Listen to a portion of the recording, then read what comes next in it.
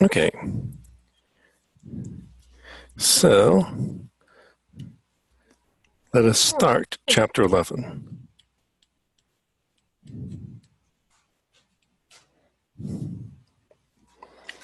Quadratic equations.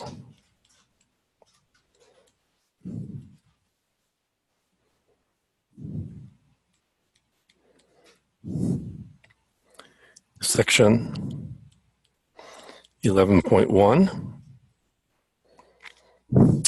is completing the square. Well, let's just say solving quadratic equations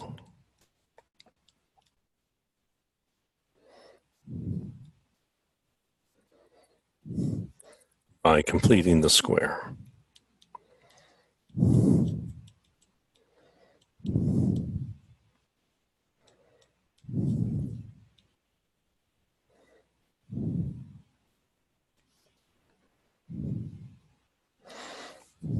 Okay, so first off, let me give you the square root property.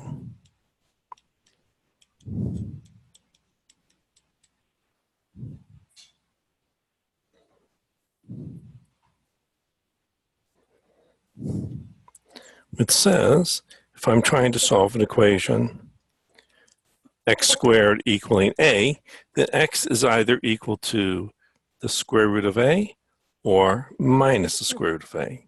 So I'll denote that by plus or minus the square root of a. Let me do some examples. Let's say on page 475, let me do problem number, let's say problem number 6. Y squared equals 72.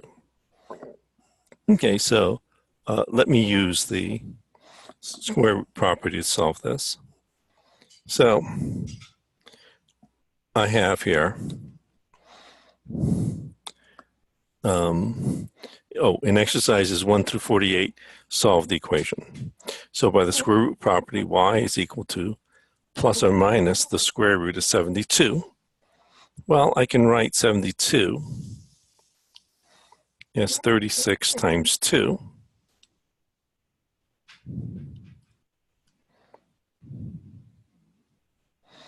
And the square root of 36 is 6. So my answer is 6 plus or minus the square root of 2. And that is my answer. And so for this quadratic, there are two solutions. For every quadratic, there'll be two solutions, so long as you count multiplicity. Now, of course, the solutions could be complex. Let me do problem number 24.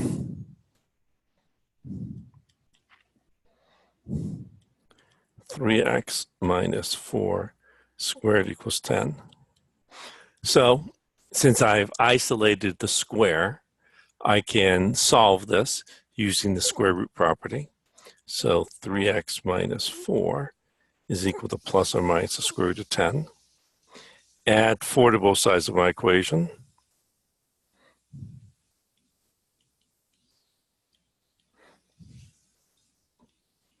And then divide by 3. So x is equal to 4 plus or minus the square root of 10 all over 3. And that is my solution. So again, those are my two solutions. Let me do problem number 48.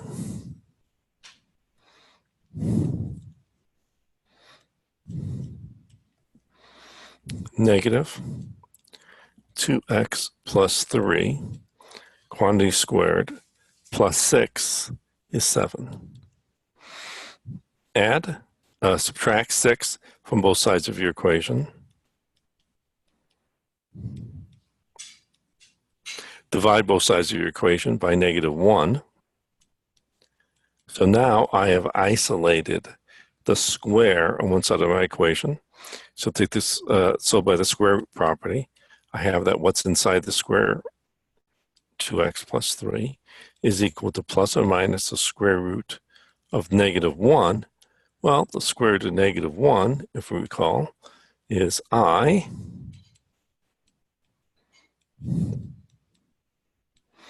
Subtract 3 from both sides of your equation and divide by 2.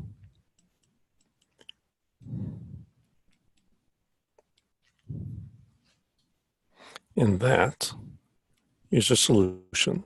So in this case, we have two complex solutions. Okay. Let me do problem number 54.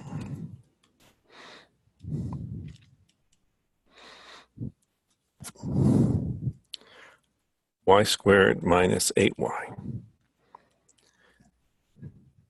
Find a number that should be added to the expression to make a perfect square. So in this case, what we want to add, well, since it's a monic polynomial,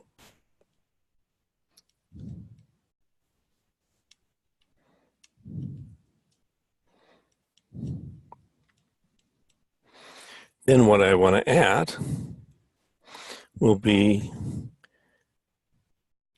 b over 2 squared. Okay. Now, so in this case, it's a -8 divided by 2 squared. -8 divided by 2 is -4, squared is 16. So what I should add to this to make it a perfect square is 16. If I look at y squared minus 8y plus 16, that's a perfect square. Note that if it was non-monic,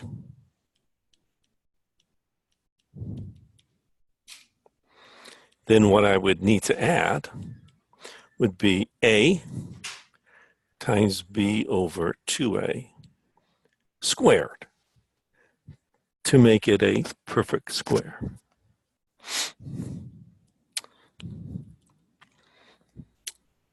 Let me do problem number 67. Z squared minus 8z plus 7.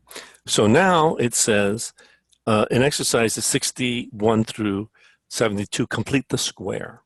So in this case, we have an expression, and I want to complete the square for this quadratic expression. Well, notice nicely, it's monic. So let me split this into two things.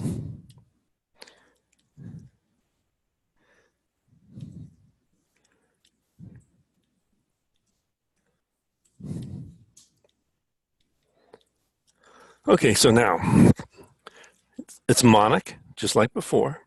So I'll take, it's the same thing. I'll take a -8 divided by 2 is -4. -4 squared is 16.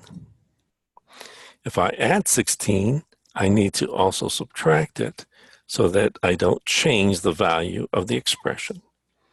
And so this becomes z minus 4 squared minus 9. So notice that this is a perfect square. I've gotten rid of the z term. And if you simplify this, you get the original. You get a z by the special product formula. This is a perfect square trinomial. You get z squared minus 8z plus 16 minus 9 plus 7. And so I have completed the square. So I've written this as some square in terms of z. Okay, let me do problem 76. x squared minus 2x plus 5 equals 0. In exercises 73 through 105, solve the equation by completing the square.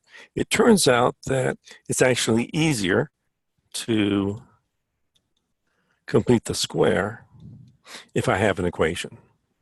So let's try to complete the square as follows. And so, again, this is a monic quadratic trinomial. So to complete the square, I'll just take negative 2 divided by 2, negative 1. Negative 1 squared is 1. So let me add 1 to both sides of my equation. That's what makes equations nicer, because rather than adding, subtracting, you can just add the same thing to both sides of your equation. 1 minus 5 is a negative 4. Now, this looks like what we've done previously. I can complete this by just using the square root property. So x minus 1 is equal to plus or minus the square root of negative 4, which is 2i. Add 1 to both sides of your equation. And so you have that x is equal to 1 plus or minus 2i, which is good. This means that I'm able to solve this equation, even though I wasn't able to factor it. I'm not even able to factor it over the reals. And so the solutions turn out to be complex numbers, but I'm still able to solve it by using this technique. As a matter of fact, you can use this technique of completing the square to solve any quadratic. Let's do problem number 100. Y plus 2, y minus 3 equals 4. Well, in order to use the square, completing the square technique, I need to write it in the proper form. I have to have all my constants on one side of the equation, everything involving just variables on the other side of the equation. So let's multiply this out. So I get a y squared plus minus 3y plus 2y is minus y, minus 6 equals 4. So now let me add 6 to both sides of my equation. And so let me complete the square.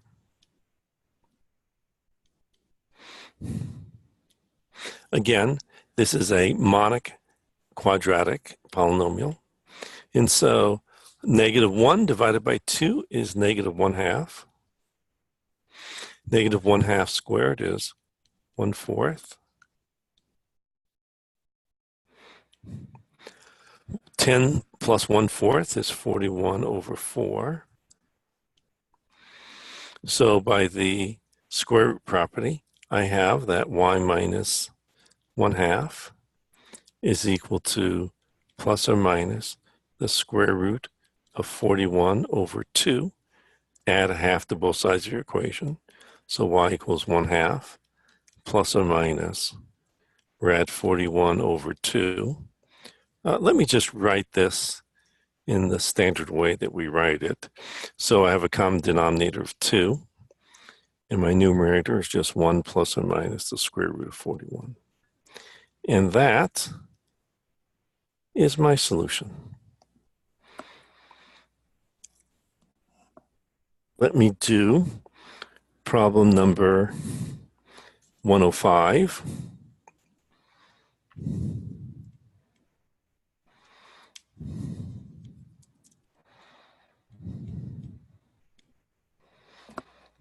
X squared over 8 minus x over 4,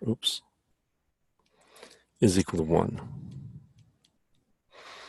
Okay, well, in this case, let me get rid of all the denominators. And so let me multiply both sides of my equation by 8.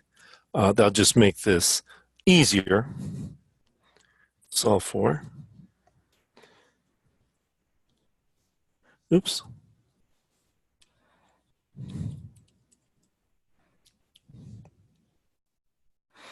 Let me multiply everything by 8. So the 8's cancel. 8 divided by 4 is 2. Equals 8. Okay. So now let me complete the square. Again, this is a monic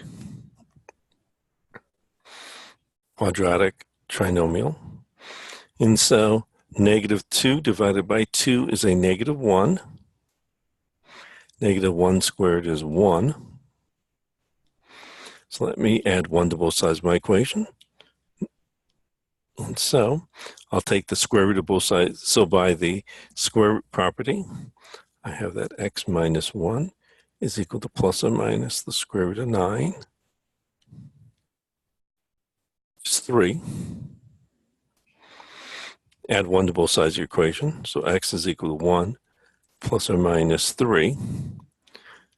1 minus 3 is negative 2. 1 plus 3 is 4. And so I have x is equal to negative 2 or positive 4. That finishes off section 11.1. Let me go on to section 11.2.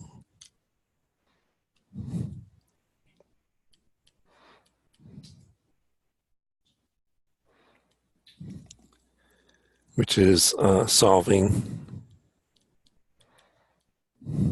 quadratic equations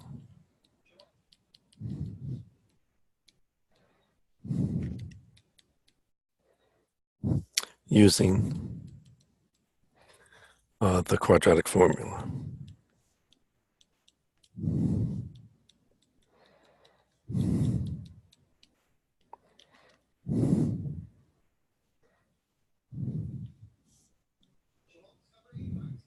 So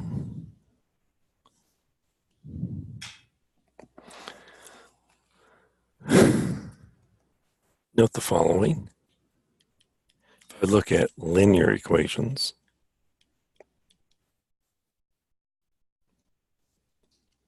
so let's first start out with linear equations to explain some aspects of what is entailed with solving equations. So suppose I want to determine when x plus a is equal to 0 and say that a here is some natural number, some whole number. So let's try to find a solution. Well, let x equals z minus a, then z minus a plus a is 0, so z equals 0.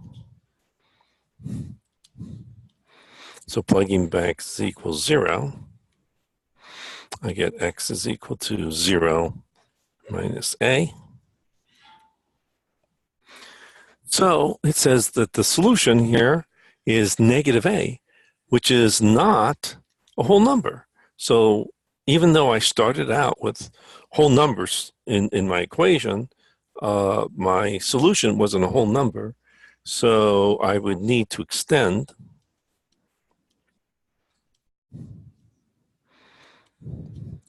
the solution set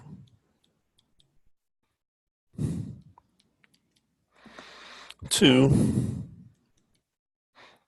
include both positive and negative numbers.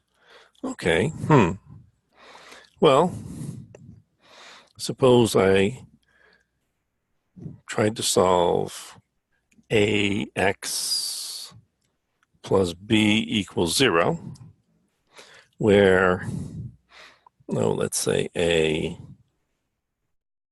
is some natural number and b could even be some integer. Okay, the only reason, well, I'll say where a is an integer not equal to 0, because obviously I don't want, if A were 0, then the only solution would occur when B is 0. Otherwise, this would have no solution. And say B is some integer. Okay, so let's see what happens here. Well, in this case, let x equal z minus b over a. Then I get a x plus b is 0. So I get az minus b plus b is 0. And so I get az equals 0. Well, assuming that a was not 0, and the fact that the integers are integral domains, I have that z must equal 0. And so since z equals 0, x is equal to 0 minus b over a. So x is equal to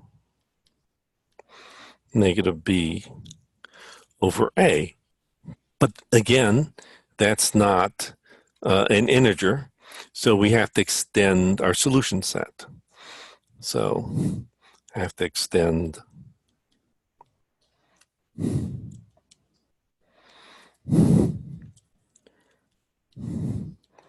the solution set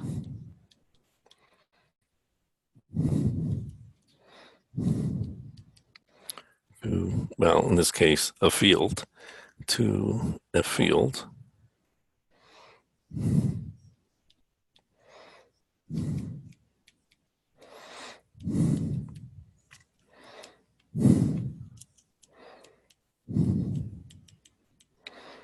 We have to look at rational numbers. So even though we had integers, we're going to have to include fractions because, well, in general, that's the types of equations or solutions I'm going to get. Okay, but at least if you have rational coefficients for linear equations, they'll be rational. So that's at least nice. Let's look at quadratic equations.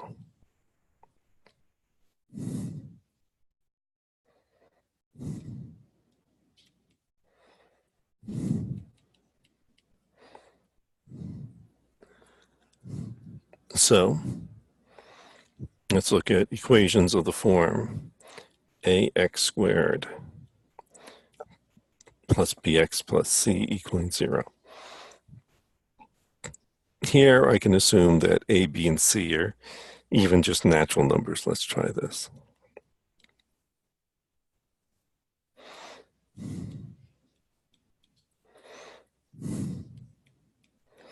And see what happens.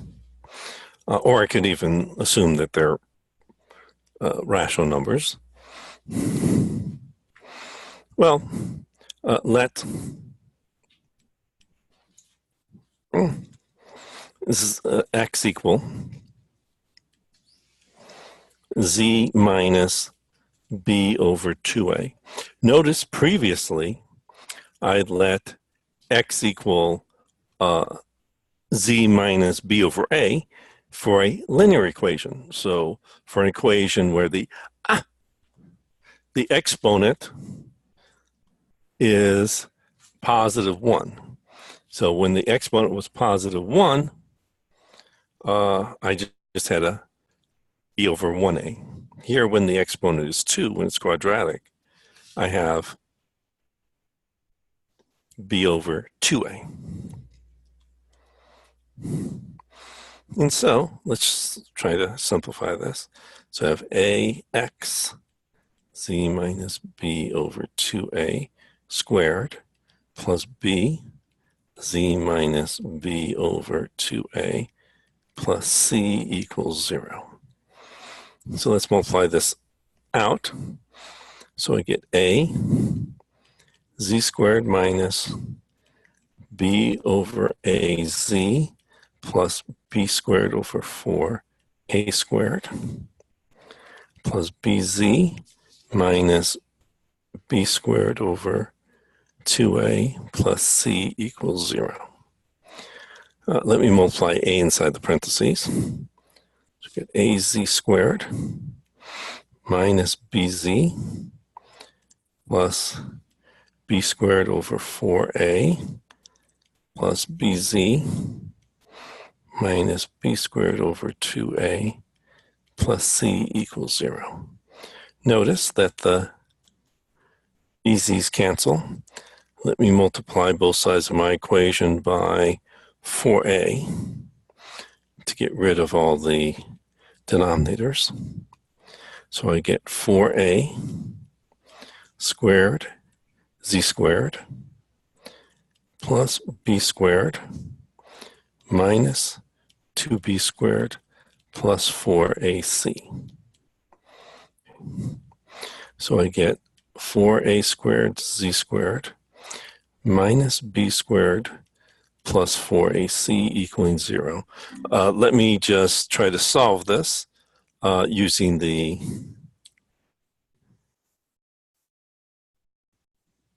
square root property. And so let me try to isolate the z squared on one side of my equation.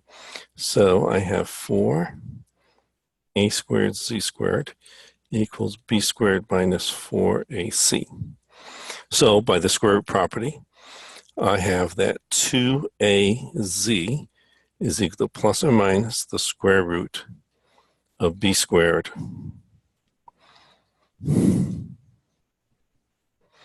minus 4ac. Divide both sides of my equation by 2a. So plus or minus b squared over 2a. And so let's plug that back in to determine what x is.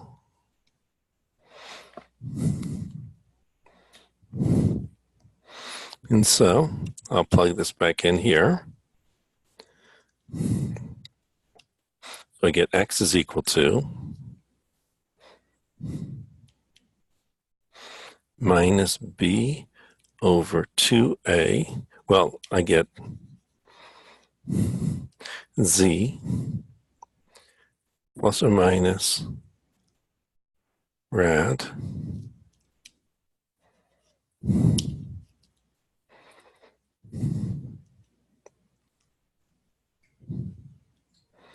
b squared minus 4ac over 2a minus b over 2a. Let me write this again. Since I have a common denominator, let's write this all the common denominator. 2a, put the minus b first, plus or minus the square root of b squared minus 4ac. So we call this the quadratic formula.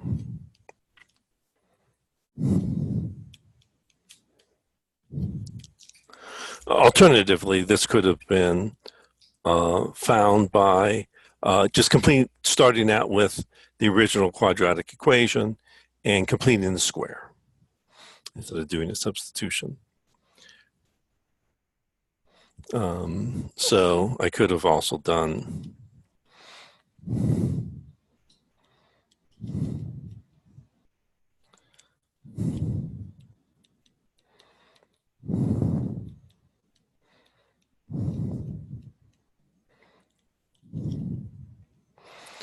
ax squared plus bx plus c equaling 0. Bring this c to the other side of my equation.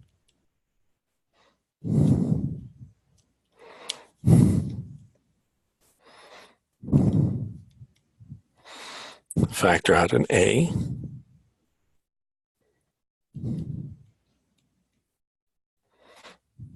Well, actually, no, I'll write it this way.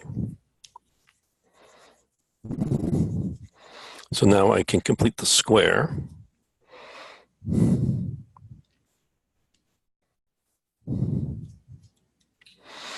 And so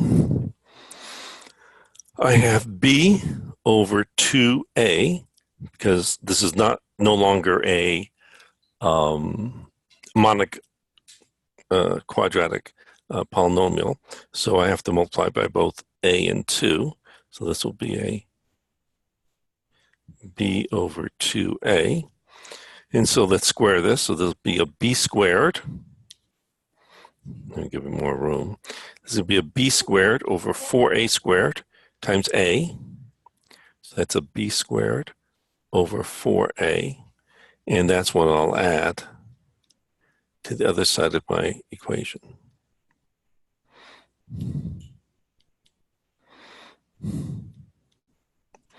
Okay. So this is equal to, I'll write this first, the b squared first. Actually, let me give it a little bit more room here. So I'll do the b squared first, minus, let me get a common denominator, 4ac all over 4a. Now, let me divide both sides of my equation by a. So I get x plus b over 2a squared is equal to b squared minus 4ac over 4a squared. So by the square root property, I have that x plus b over 2a is equal to plus or minus the square root of b squared minus 4ac over, let's take the square root of 4a squared. The square root of 4a squared, oops, is just 2a. And so subtract b over 2a from both sides of my equation, noticing that we have a common denominator of 2a. Let's write everything over the common denominator, 2a. So I could also write the quadratic formula, or derive the quadratic formula using completing the square. Okay, let me just diverge for 1 second. Cubic equation.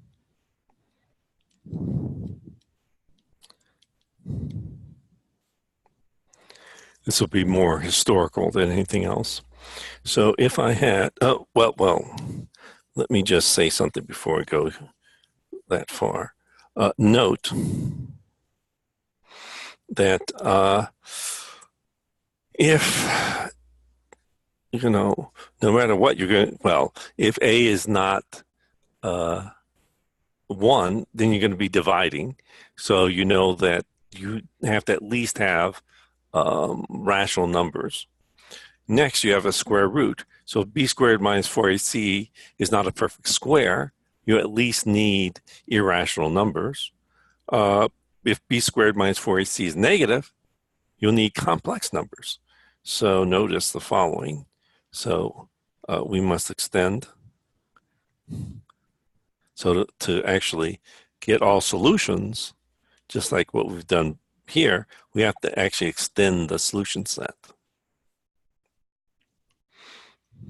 to include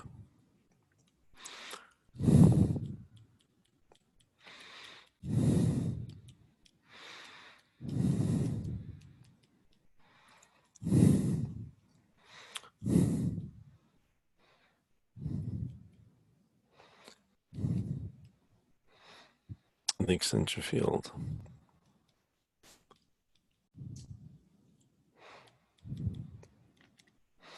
of complex numbers.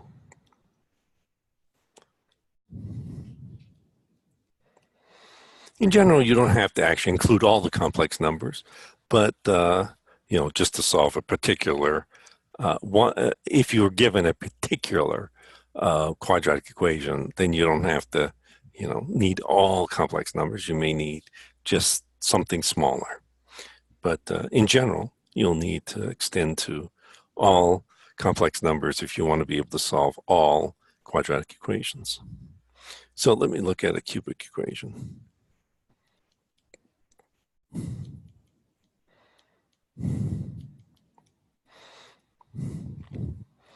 So let's say ax cubed plus bx squared plus cx plus d equaling 0. And let's just say a is not 0, so it's actually cubic. So I know that at least I'll need to at least extend this to complex numbers. So if a is not equal to 1, then divide by a.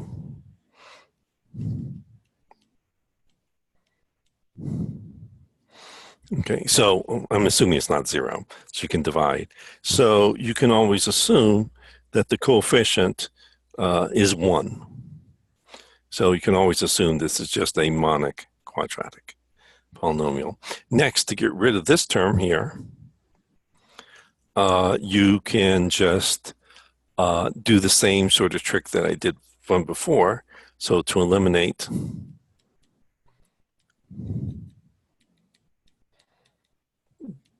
the x squared term, you'll just do, well, let x equals z minus b over 3a. So use that, and then at the end divide by a. Yeah, so maybe I'll say this way. First you'll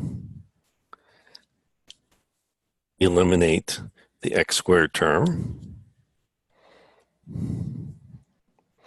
just doing what we've done previously when we did the quadratic equation. But in this case, instead of a 2, it's a 3. And then divide by a to make this, to obtain a monic cubic. So then the cubic will look something like x cubed plus px plus q equaling 0 for some particular values of p and q. Then you would let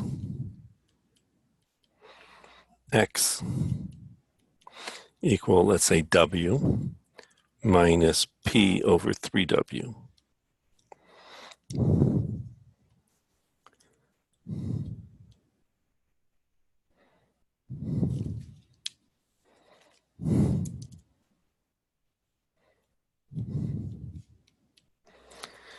If you do that, you'll actually get something that is quadratic in p cubed.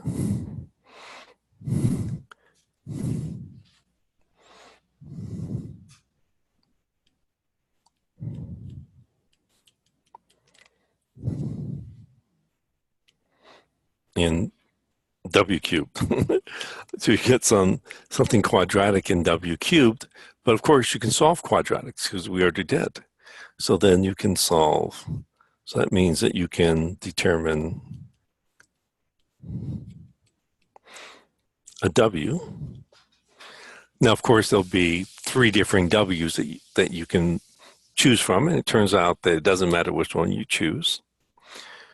And if you do that, then you can plug into here to figure out what your,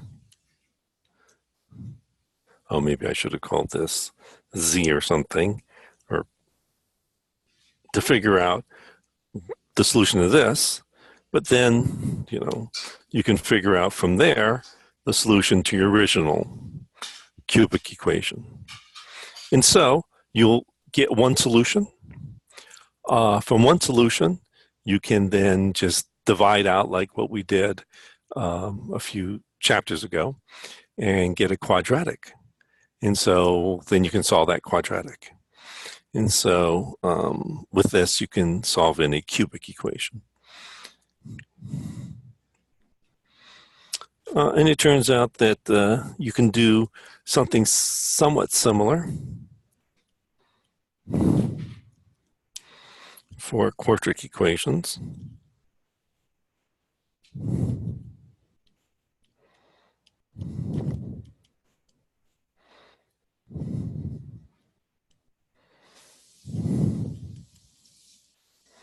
So that means that you'll get, well, maybe I'll just say you'll get some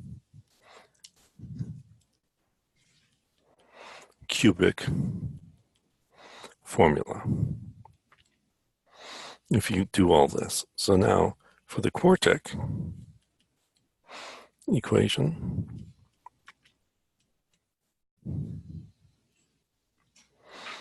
ax to the 4 bx cubed cx plus e equaling 0. Again, you assume a is not 0. So you would do the same sort of trick where you would get rid of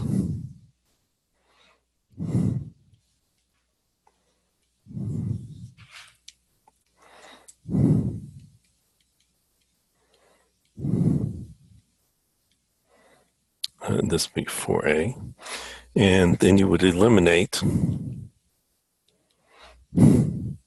the x cubed term,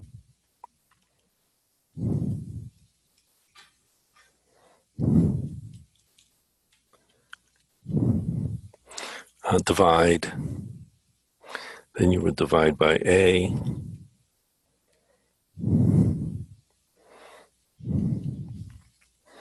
and you get something of the form. Again, I'm using x's, but they're not quite x's, they're z's, I guess. I should write z then. Z to the 4th. Yeah, maybe I should have written z here, because those are really z's. So it's the original equation. Plus, well, let's say p z squared plus q z plus r. You can write this as some sort of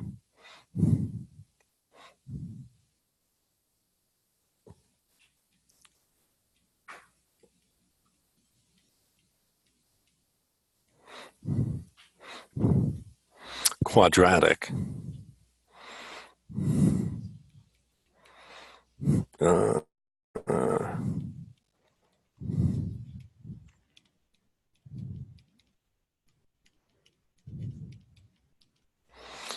And to find these A's, B's, C's, and D's, it turns out that you would just need to solve some cubic equation.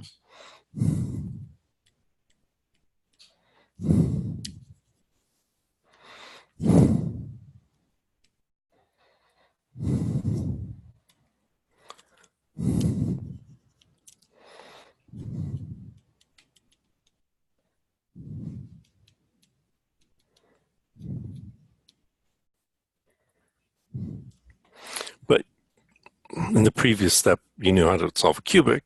So then then you're able, then this are just quadratic equations. You know how to solve quadratics. So that means that you can solve that, which will give you some solution, which will give you a solution to your original equation. And so you have one solution. Again, you can do synthetic division or long division and get a cubic equation, which you can again solve because we solve cubic equations. So with this, you can find some quartic formula, which actually turns out to be quite ugly.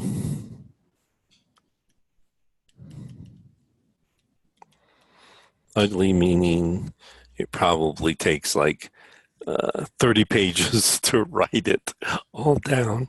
It's sort of that ugly. It then turns out that there are no formulas. I mean, no formulas for polynomials of degree 5 or higher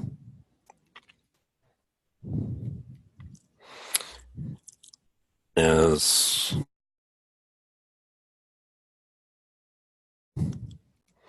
algebraic expressions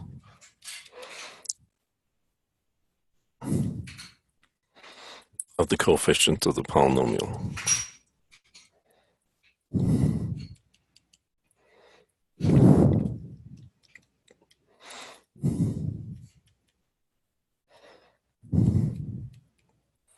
So it turns out that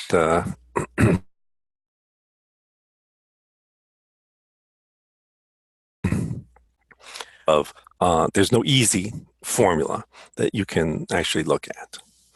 So you'd have to.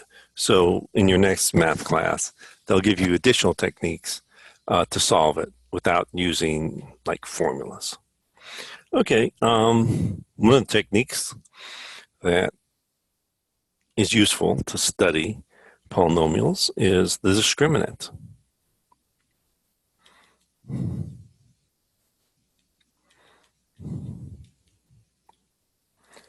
And so for a quadratic, I'll write your discriminant down. This will be different for polynomials of higher degrees. And so from the discriminant, I can actually determine the nature of the roots of my quadratic.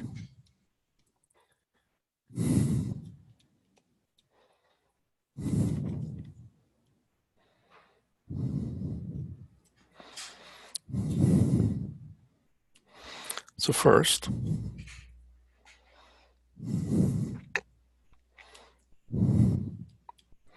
if the discriminant is 0, then I have 2 equal roots.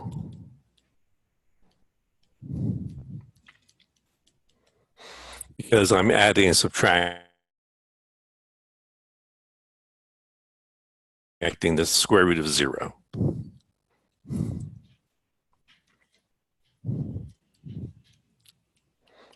So when I have 2 roots that are equal, we call that a double root. So if this discriminant is 0, and if b over a is rational, then we have a rational double root. 2. If the discriminant is less than 0, we have 2 distinct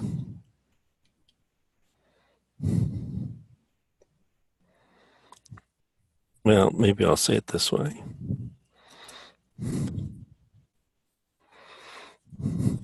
If the discriminant is not 0, then we have 2 distinct roots.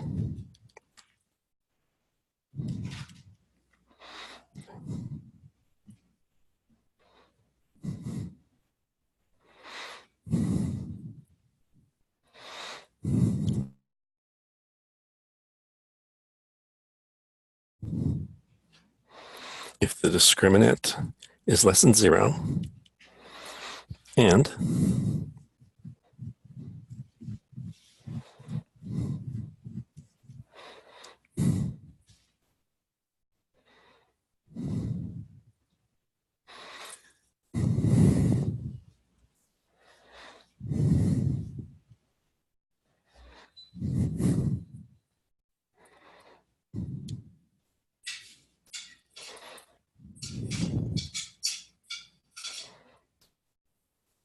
A is real,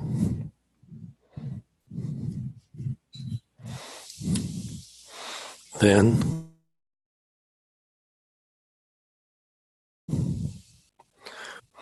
distinct complex roots.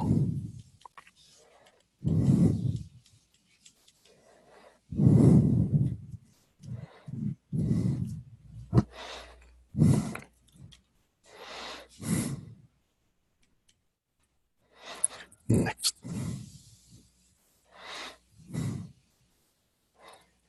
If E is greater than 0 and D is a perfect square,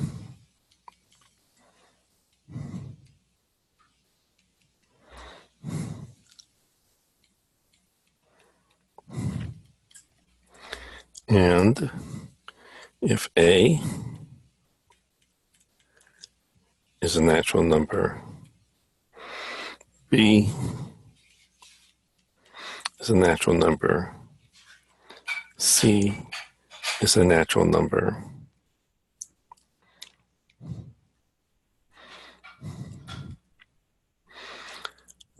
and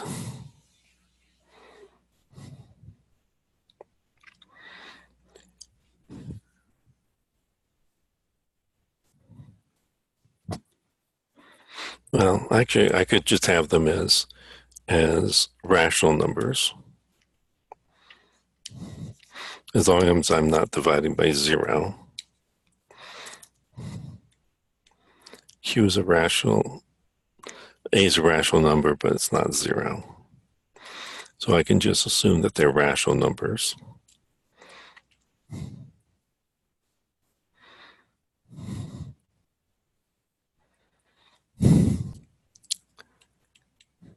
Then I have two distinct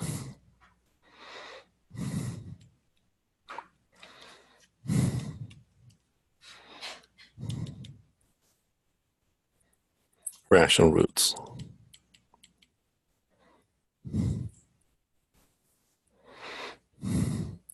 Three. If D is discriminant is greater than 0, and if D is not a perfect square,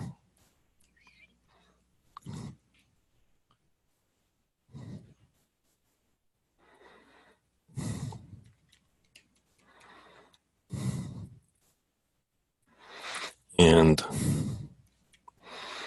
let's say A is rational, but not 0, B is rational,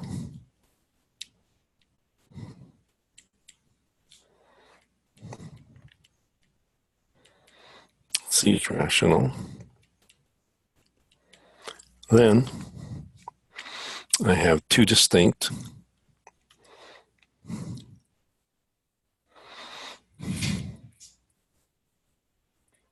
irrational roots.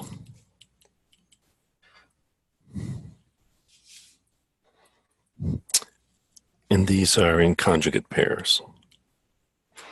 Oh, I should say something about that.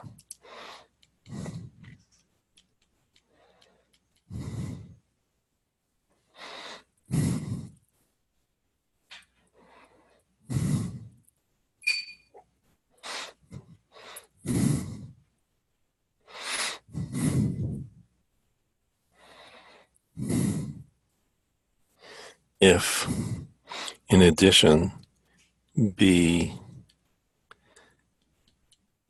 and C are real, then these are conjugate pair, complex conjugate pairs.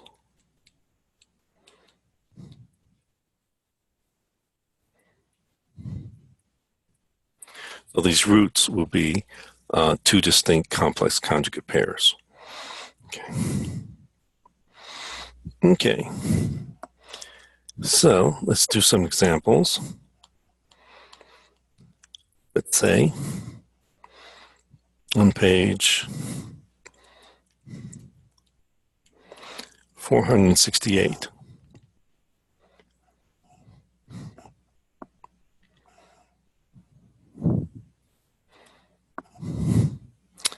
Let's do problem number 4.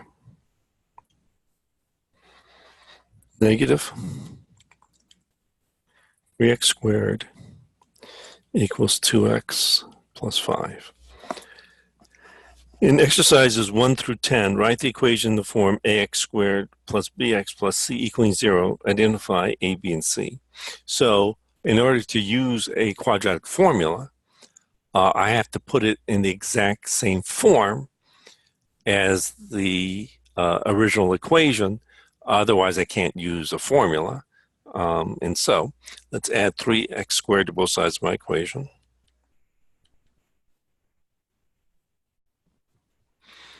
So now it's in the form that we can use for the quadratic formula.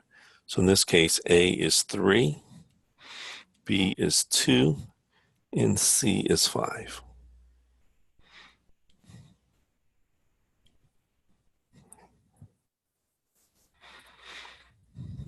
Okay.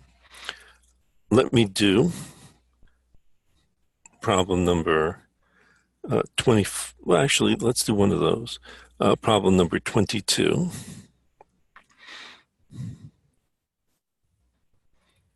(2x, 2z squared plus 13z plus 6 equals 0. In exercises 11 through 50, use the quadratic formula to solve the equation. So I have the following quadratic formula. Z equals negative b plus or minus the square root of b squared minus 4ac all over 2a. And so z is equal to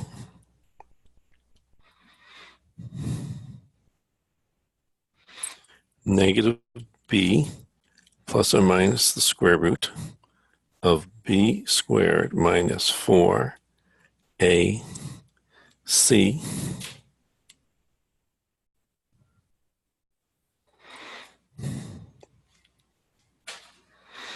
all over 2a. So I have here a negative 13 plus or minus the square root of 169 minus 48 over 4. So z is equal to negative 13 plus or minus the square root of 169 minus 48 is 1. Square root of 121 is 11. Negative 11, negative 13 minus 11 is negative 24. Divided by 2 is negative 12. Negative 13 plus 11 is negative 2. Divided by 2 is negative 1. And so my solution is, one solution is z equaling negative 12. The other is z equaling, why did I write that? 24, no, that's correct. And z equaling negative 1. Oh, that's why it looked wrong. I went from one equation to the next and wrote it wrong. One line to the next line. And so negative 24 divided by 4 is negative 6. And then negative 2 divided by 4 is negative 1/2.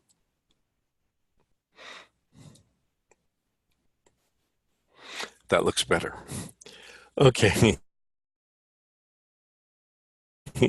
And so I is equal to negative 6. Z is equal to negative 1/2. Let me do problem number 50.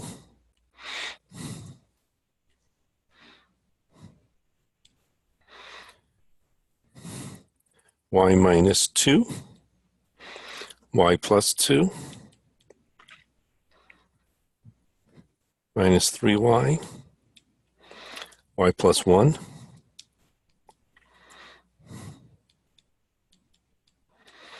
equals 5. Let's multiply this out. Well, by the special product formula, I get y squared minus 4. Multiplying the negative 3y inside the parentheses, I get negative 3y squared minus 3y.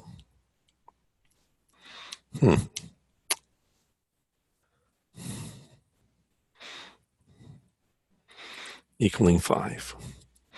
And so I get a negative 2y squared minus 3y, subtract 5 from both sides of my equation, minus 9 equals 0. Let me change all the signs because I don't like negatives. And so I get 2y squared plus 3y plus 9 equals 0. Let's use the quadratic formula. And so I have, there it is, y is equal to negative b plus or minus the square root of b squared minus 4ac all over 2a. And so negative b plus or minus the square root of b squared minus 4ac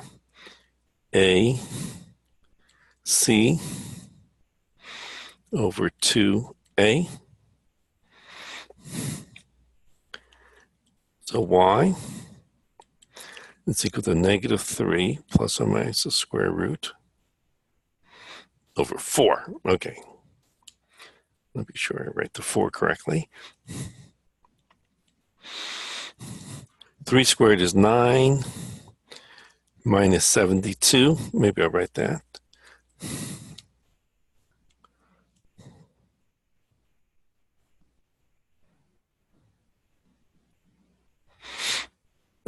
Four times 2 is 8, times 9 is 72.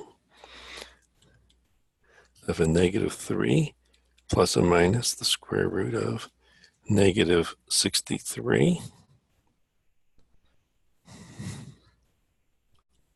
over 4.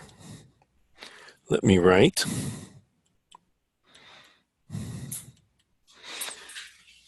63 is negative 9 times 7. Square root of negative 9 is 3i. And so your solution is negative 3 plus or minus 3i rad 7 over 4. Let me do problem number 52.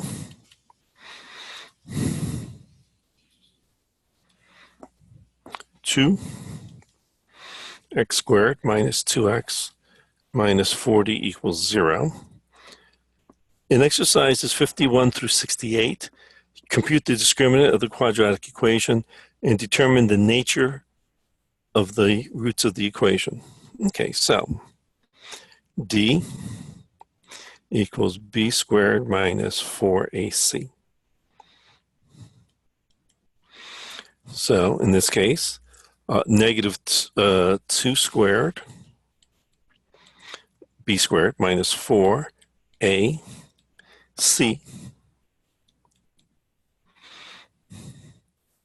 So 4 plus 320 is 324. And so my discriminant is greater than 0.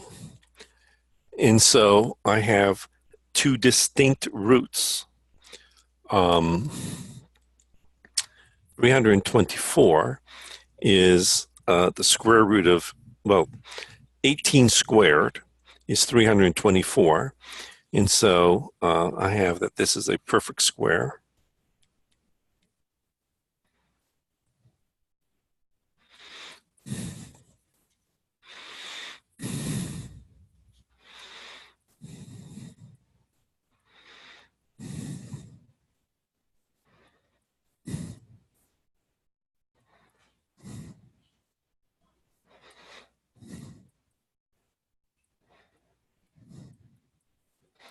So therefore, I have two distinct rational roots.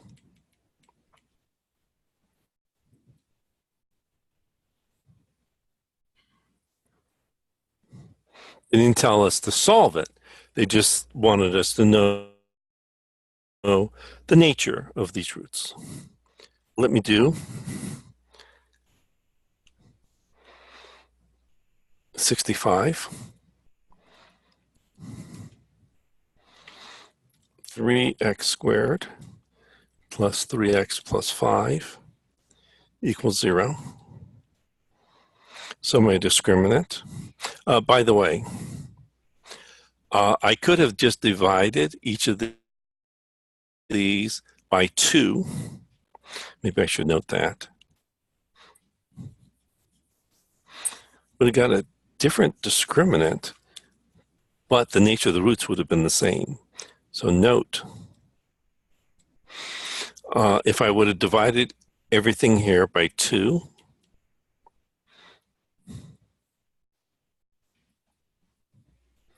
then the discriminant is going to be b squared minus 4ac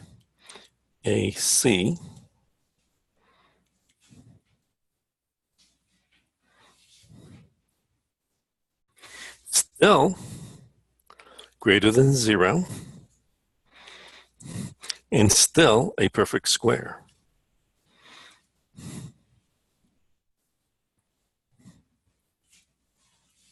Actually, a nicer perfect square.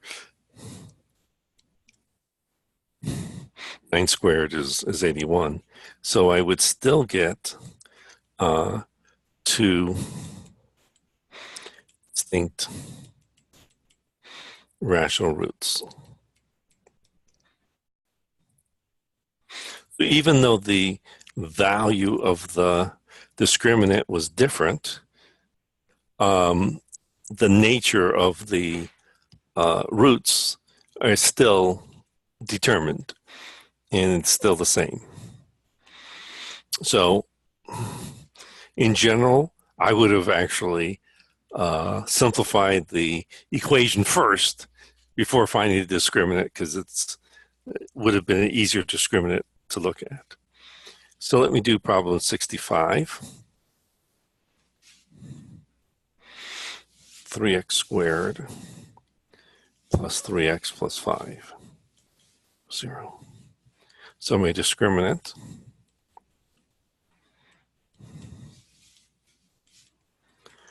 b squared minus 4ac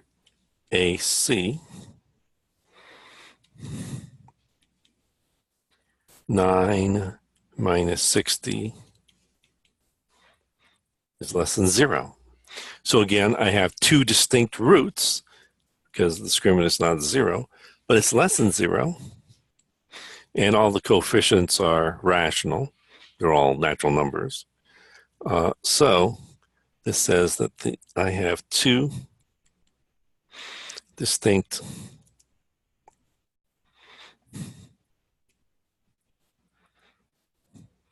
complex, as a matter of fact, they're complex conjugate roots.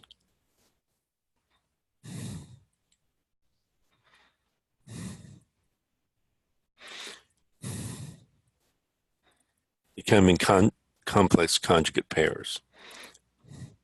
It's plus or minus I. It's a real number plus or minus I times a real number.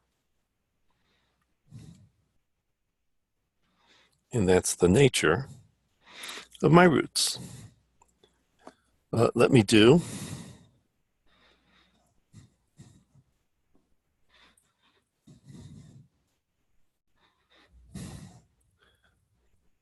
problem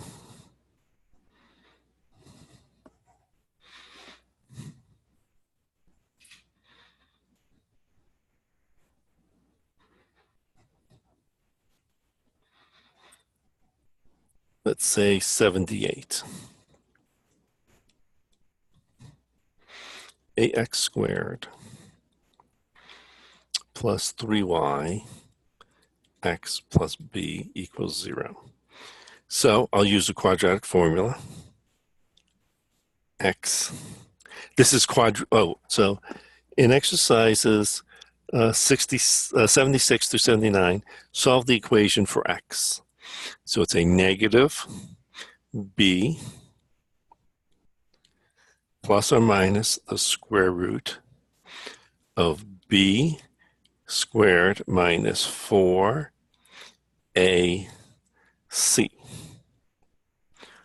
all over 2a.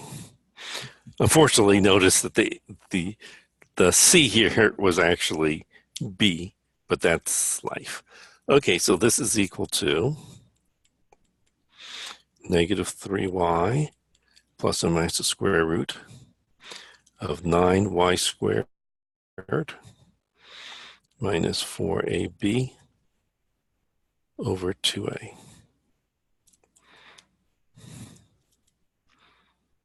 Let me actually give it a little bit more room down here. Move it down.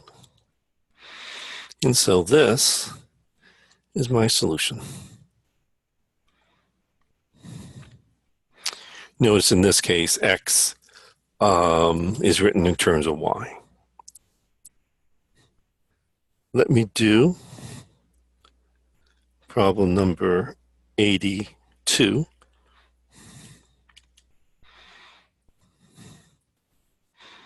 Here it is. Okay, 82.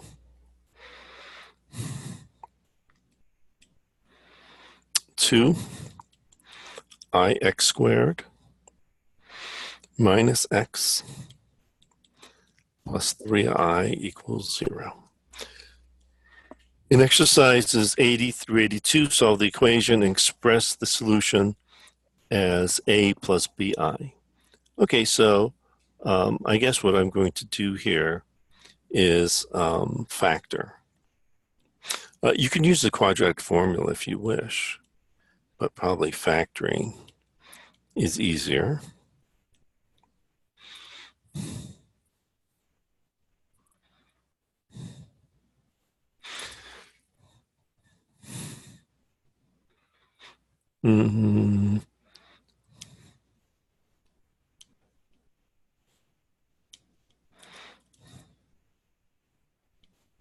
Okay, so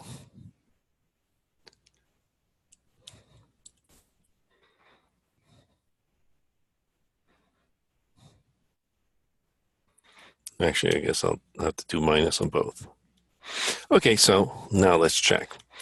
So 2ix times x is 2ix squared minus 2i squared x, so that's a plus 2x, minus 3x. So 2x minus 3x is minus 1x. Minus 3 times minus I is plus 3i. So set each factor to 0. You could use the quadratic formula, but in general, they didn't tell me to use quadratic formula. It's always easier to factor than to use a formula. And so if I can factor, I'll factor. So I'll divide both sides of my equation by 2i. And so the solutions are, and maybe I'll multiply and divide by I. So I'll rationalize. Because they want us to write it in the form. Actually, let me multiply by negative I. They want me to write in the form a plus bi.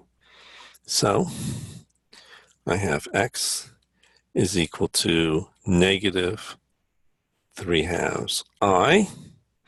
I times I is I squared, which is a negative 1, times that negative 2 becomes a plus 2. So my solutions are x equals I and negative 3/2 I.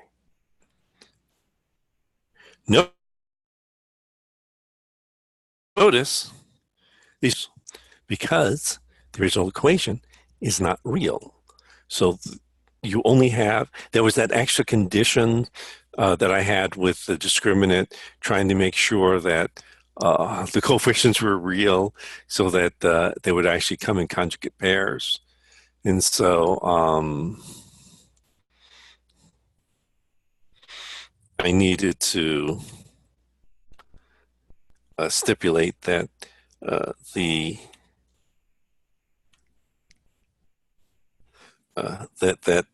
that you know that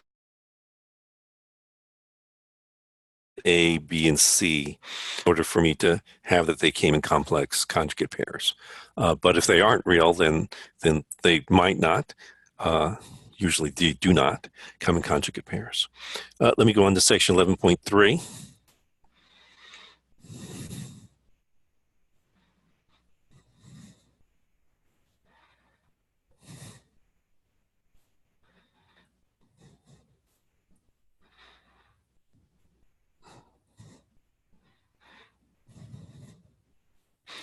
Section 11.3. So solutions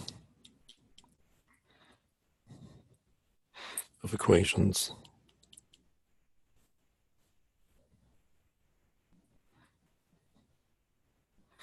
reducible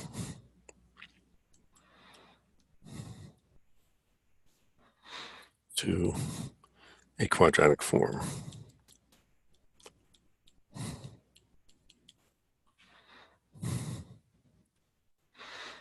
Well, maybe I should say a quadratic type. Even though they usually say quadratic form, they're of quadratic form, but quadratic form also means something different. So I'll just say of a quadratic type.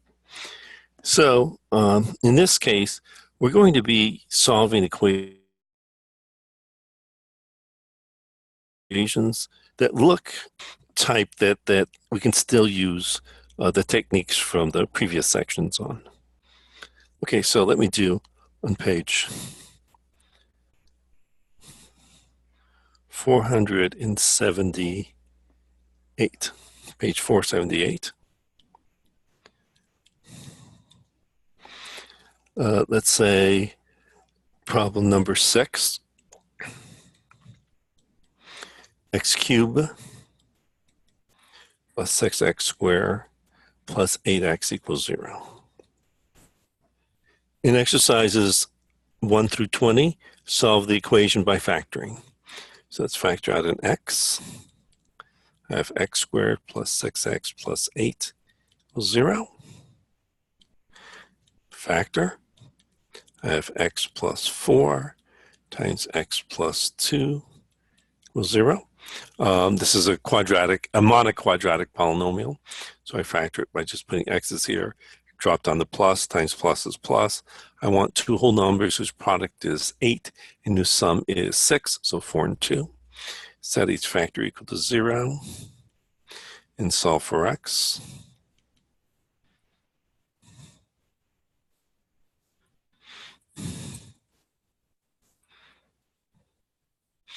Subtract 4 from both sides of your equation. Subtract 2 from both sides of your equation. So x equals 0, negative 4, negative 2. So in this case, this cubic equation has 4 solutions. Let me do problem number 20. X to the 4 minus 10 x squared plus 9 equals 0. Let's factor this. This is actually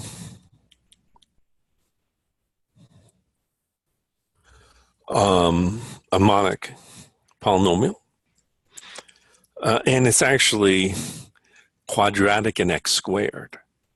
And so because of that, I can use the technique that we've done previously for factoring of monoquadratics. So I just write x to the 4th is x squared times x squared, drop down the minus, times plus is minus. I want two whole numbers whose product is 9, and whose sum is 10, so 9, 1. Factor. it's a difference of squares. So I can factor this into the product and sum, the same term. Set each factor equal to 0. So let me set each factor to 0.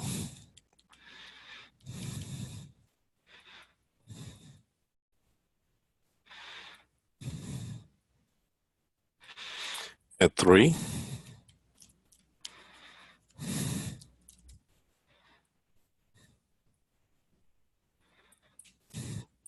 Oh boy. Add 3. Subtract 3. Add 1.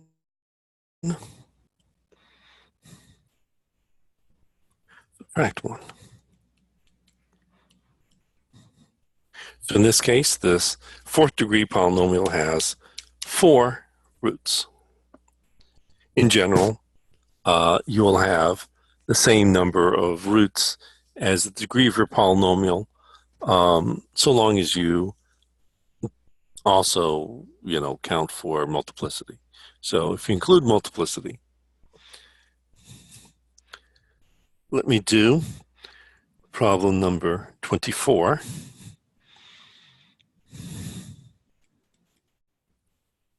X, 3x plus 1 squared, 7x, 3x plus 1 plus 10 equals 0.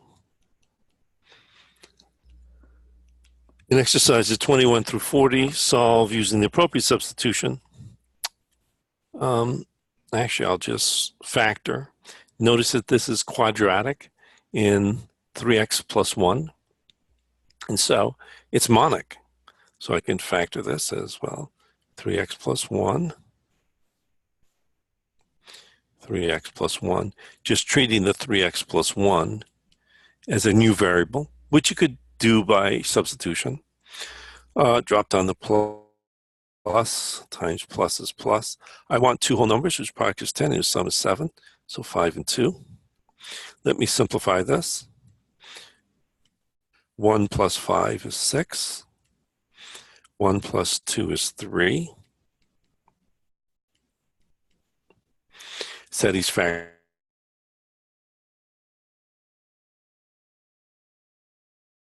equal to 0. 3x plus 6 is 0, or 3x plus 3 is 0. Subtract 6. 3 from both sides of your equation. Divide. So x is negative 2. X is negative 1. And that is a solution to your equation. Let me do problem number 34.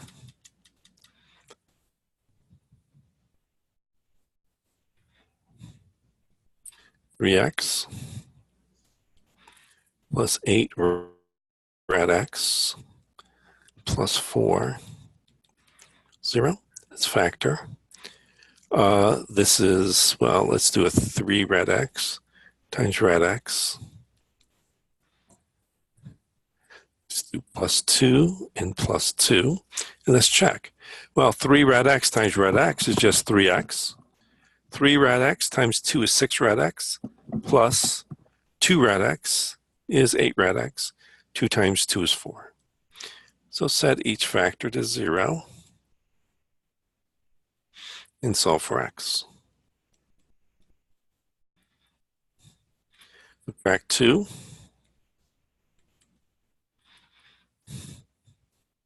From both sides of your equation. Divide by 3.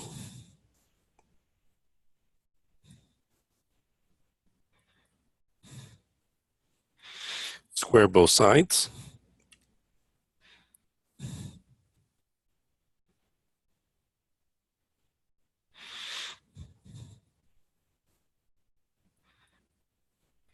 Now, you have to check, because this is one of these radical equations. So you have to check, because you have a 50-50 chance of have an extraneous solution. Let's check if this is correct. And so 3x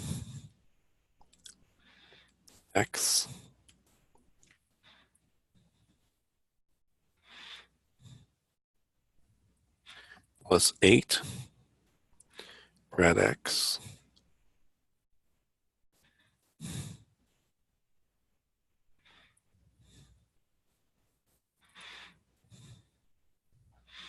plus 4, is that equal to 0? The 3's cancel, so I get 4/3 plus square root of 4 is 2. Square root of 9 is 3. Let's write 4 is 12 over 3. Well, is 4 plus 16 plus 12 equal to 0? No. But if I change one of the signs here, 4 minus 16 plus 12 is 0. So that at least gives me some hope that I didn't make an error. Let's check 4.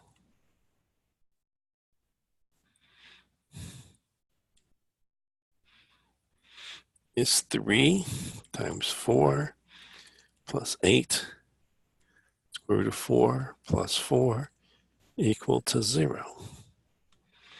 Is 12 plus 16 plus 4 equal to 0? No, just like before. But 12 minus 16 plus 4 is 0. So again, x equaling 4 is not a solution. So those were the only possible solutions. Therefore, this equation has no solution.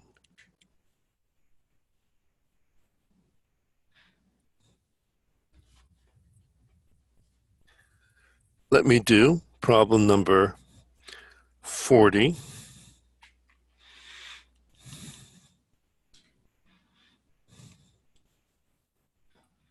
X squared plus x minus 2 squared minus 4 x squared plus x plus 11 equals 0.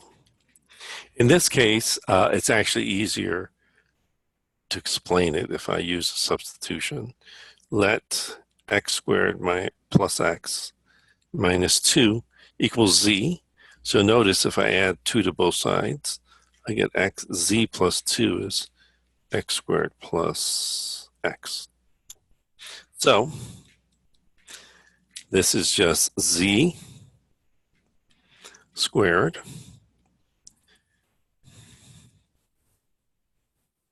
this is just z plus 2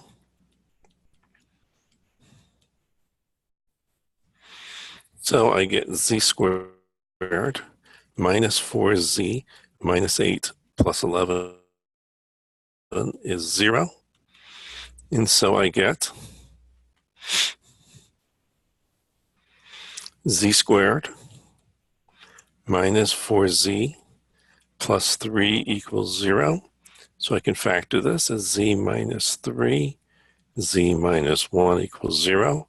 Set each factor. And so z is x squared. Well, set each factor to 0. So z minus 3 equals 0, or z minus 1 equals 0. But z is just, that looks like make that more look like a 2. Z just x squared plus x minus 2. Z is just x squared plus x minus 2. Okay. So I have x squared plus x minus 5 equals 0. X squared plus x minus 3 equals 0. use quadratic formula. So the quadratic formula, x is equal to negative b plus or minus the square root of b squared minus 4ac all over 2a. So negative b plus or minus the square root of b squared minus 4a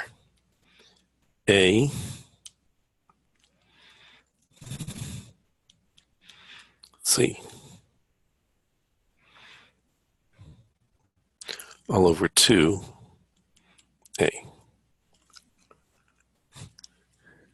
Similarly, I get x is equal to negative b plus or minus the square root of b squared minus 4ac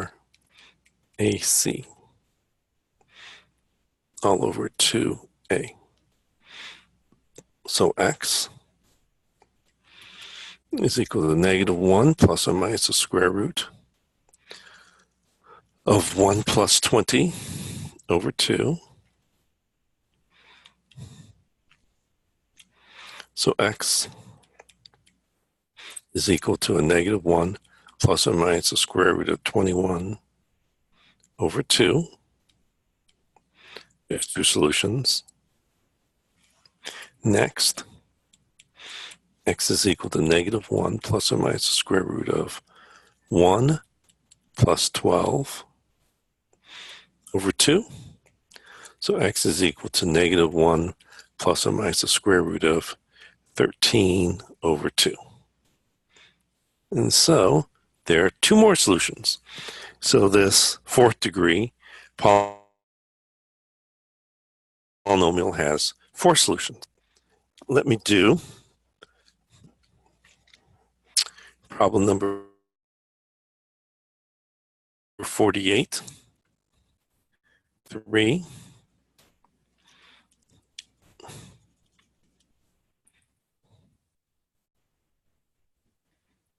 over 4x minus 1 equals 2 over minus 3. And exercises 41 through 60 solved by any method. So let me just cross multiply. So we get 6x minus 9 equals 8x minus 2.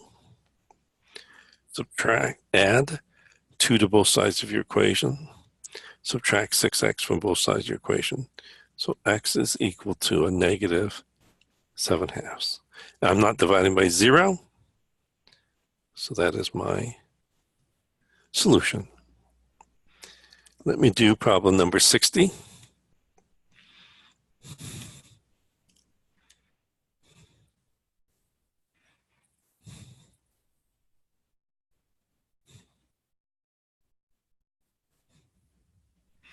X squared minus 1 over x squared minus 5 plus 1 equals 0.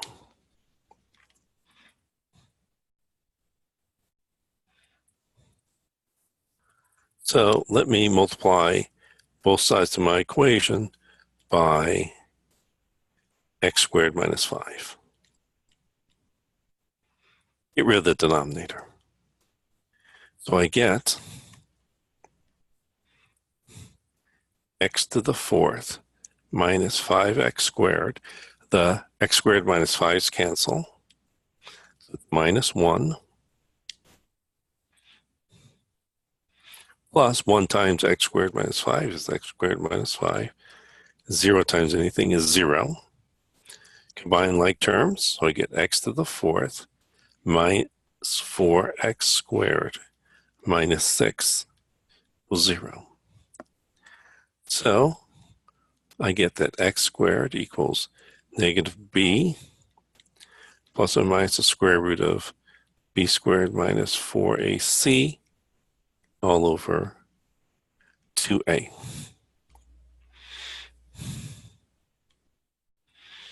And so x squared equals 4 plus or minus the square root of negative b plus or minus the square root of b squared minus 4ac all over 2a. So I get a 4 plus or minus the square root of 16 plus 24 over 2.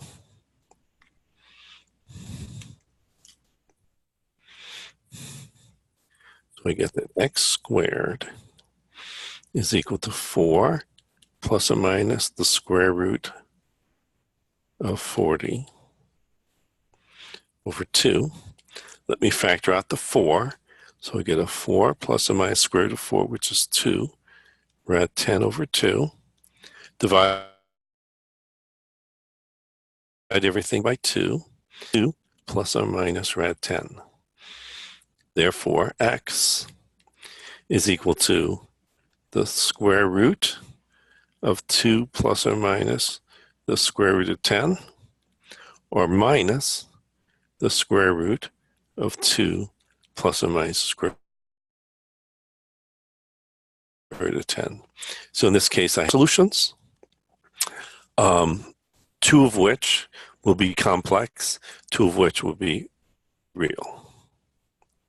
When you subtract the square root of 10, you'll get a negative number inside of the square root.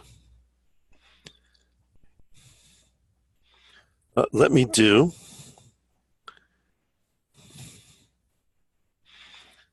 problem number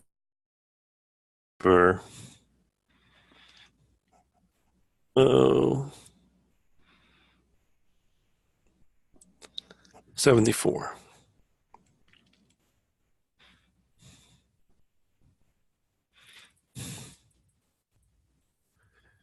The sum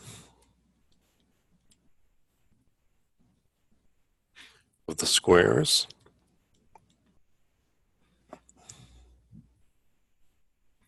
of 2 consecutive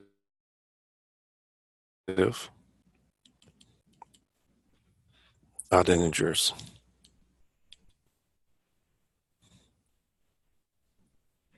is 290. Find the 2 integers.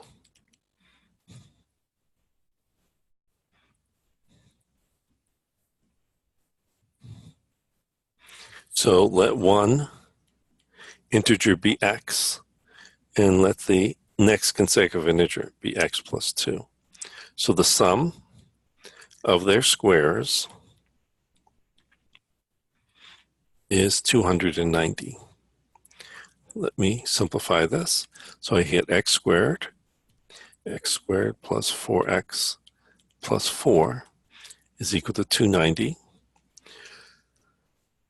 X squared plus x squared is 2x squared. Subtract 290 from both sides of your equation. Divide both sides of your equation by 2.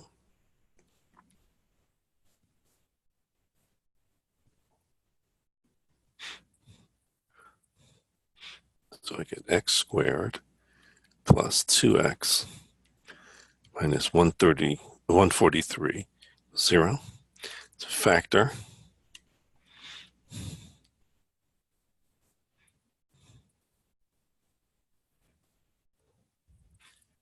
Set each factor equal to 0.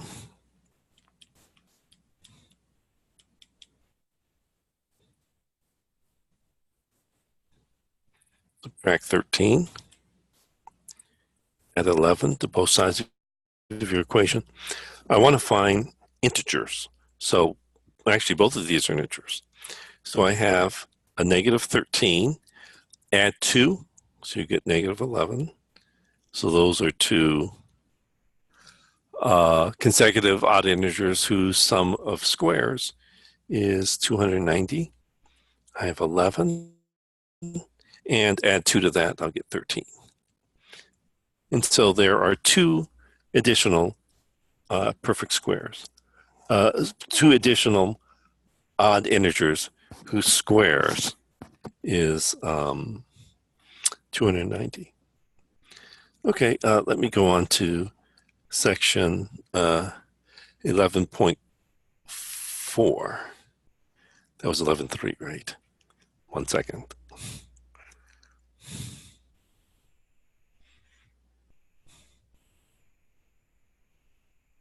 Yes, it has to be 11.3 because 11, yeah. So let me go on to section 11.4.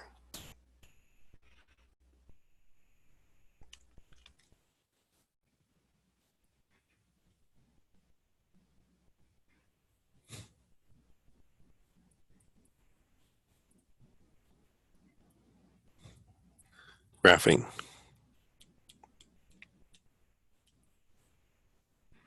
quadratic equations.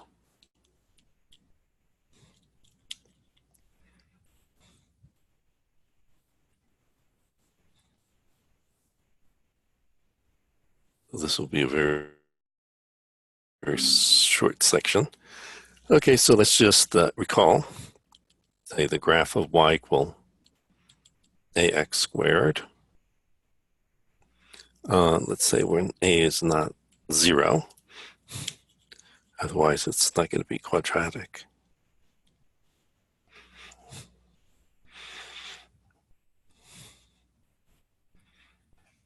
So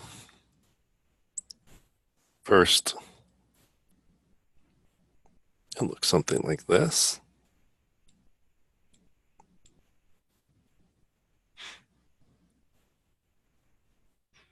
If a is greater than 0, and it looks something like this.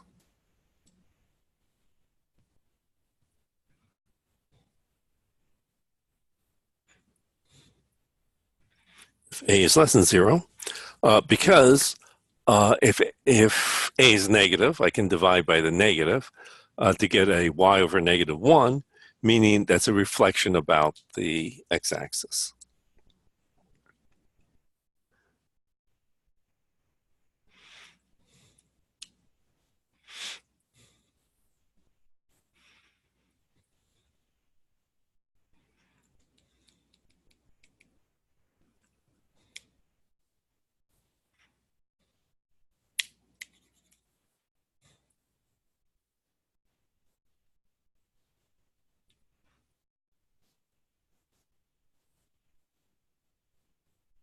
Okay.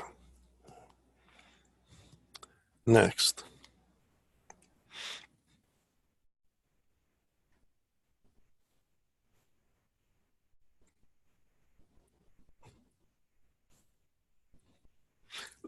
Let me just draw it for a greater than 0. If a is greater than 1, then I'm going to be stretching the y-axis.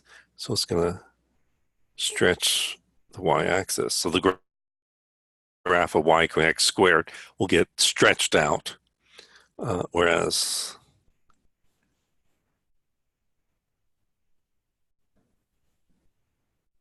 if a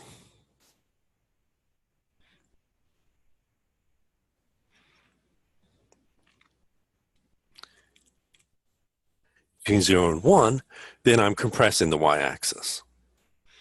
Okay. So a parabola.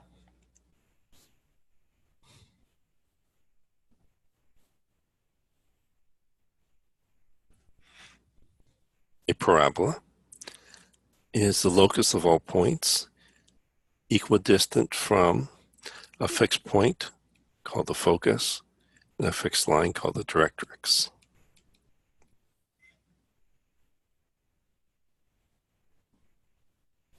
And that's called the parabola.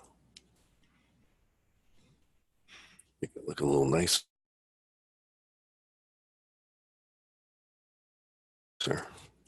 if I can. A line passing through the focus at a right angle to the directrix is called the axis of symmetry.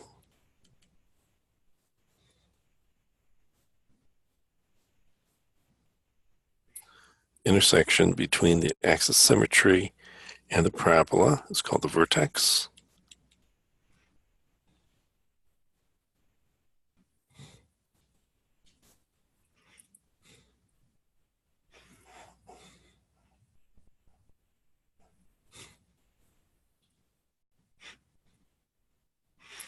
if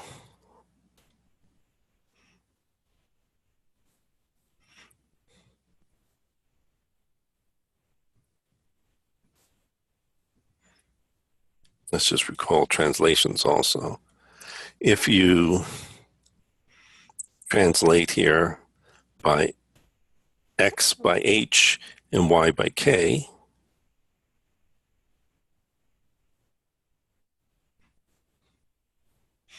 then your vertex will just get translated over to hk.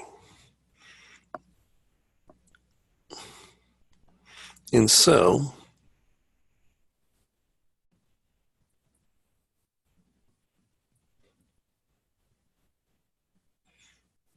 your equation will be translated from y equaling ax squared to y minus k equaling x minus h squared. And this is actually called the standard form for the equation of a parabola. So notice that the vertex is at hk, and if a is greater than 0, this parabola is going to be pointing up.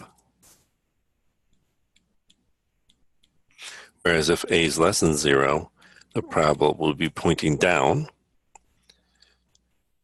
It will be thin if a is greater than 1, because you're just stretching the y-axis, and it's, I guess, fat if a is between 0 and 1. Oh, and the axis of symmetry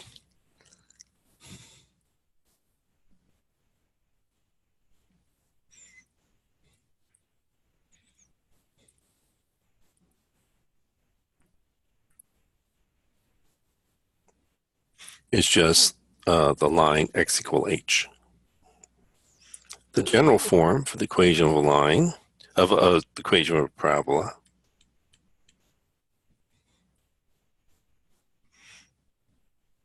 well, just multiply this all out, and you get ax squared plus bx plus c.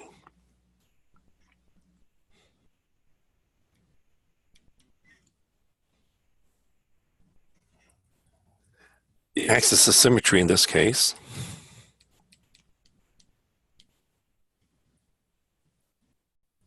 found by completing the square to negative b over 2a. And again, if a is greater than 0, this parabola will point up. Less than 0, the parabola will point down.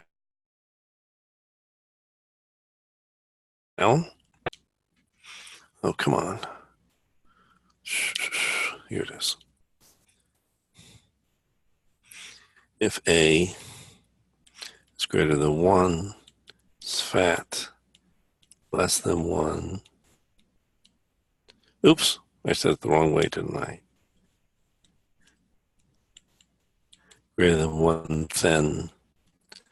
Less than 1 fat. Okay, so let me do some examples. 4. Let's say on page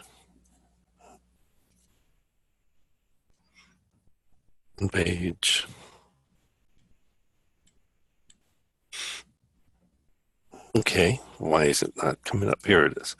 Okay, so, well, that's just a few problems. Page 484. Let me do,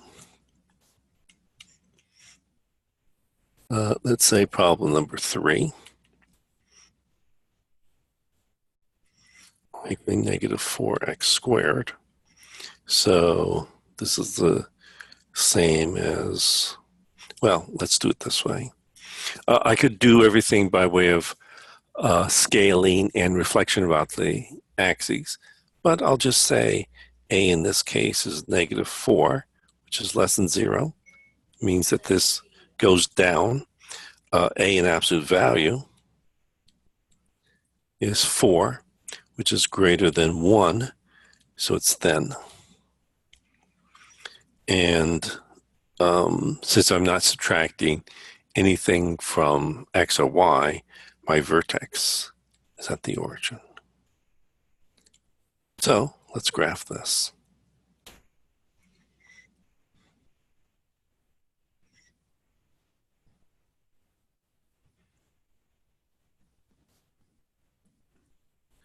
So it is relatively thin, goes to the origin, goes down. So this is the graph of y equaling -4x squared. Let's do problem number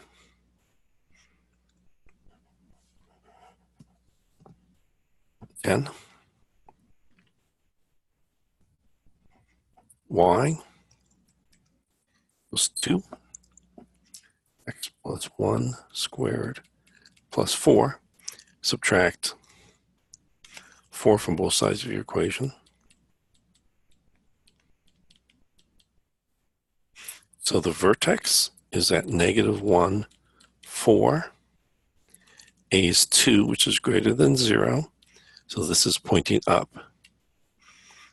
A in absolute value is 2, which is greater than 1. So this is thin, but not quite as thin. Of course, they're probably going to look the same thinness as the one above. So let's draw this.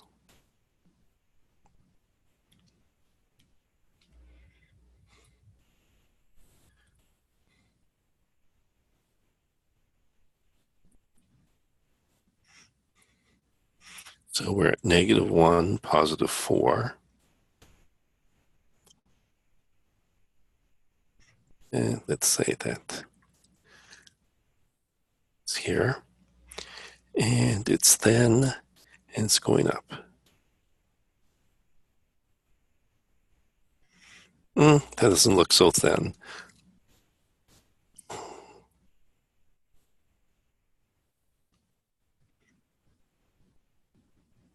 I tried to make it not as thin as the previous one, but then I made it too fat. Okay, so that looks like, what's the equation?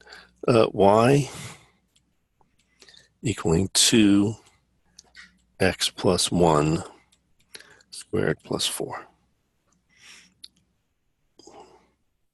And that's what it looks like.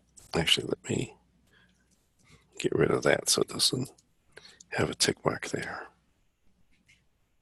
Okay, let me do problem number 15.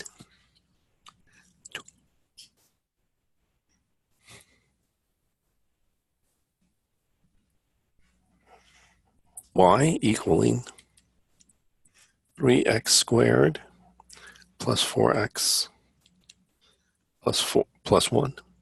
So in this case, a is 3, which is greater than 0, so it points up. A absolute value is 3, which is greater than 1. It's thin. Next, let's figure out the vertex. And so let's just do a negative b over 2a.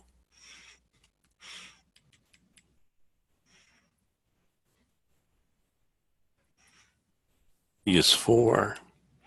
A is 3. This is -2/3. That's actually the axis of symmetry.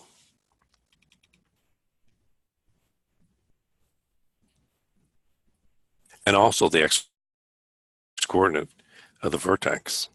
So let's figure out the y-coordinate of the vertex.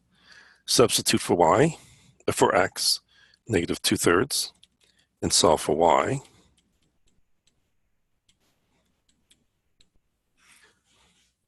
So this is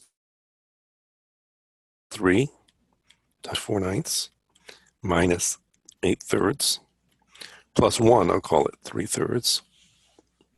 So I get 4/3 minus 8/3 plus 3/3 is negative 1/3. So my vertex has coordinates negative 2/3, negative 1/3. So let me draw this.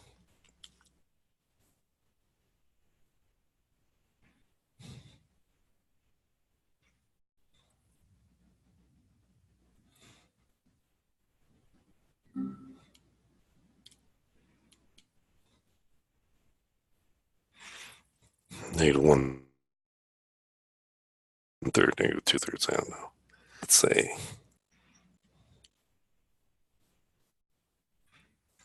and it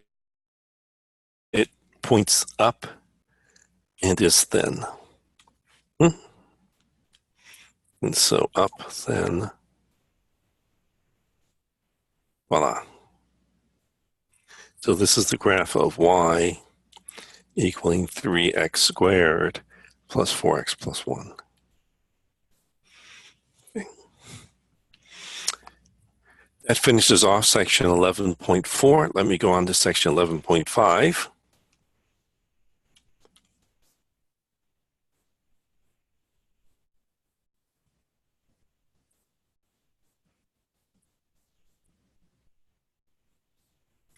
So section 11.5.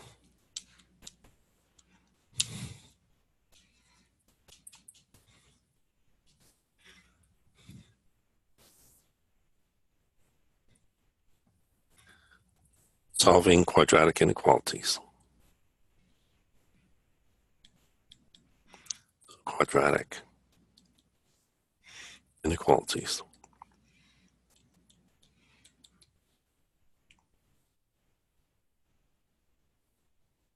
Actually, these are very similar to what we've done in the past. So I just want to put it into standard form and solve it. So let's do some examples. Let's say on page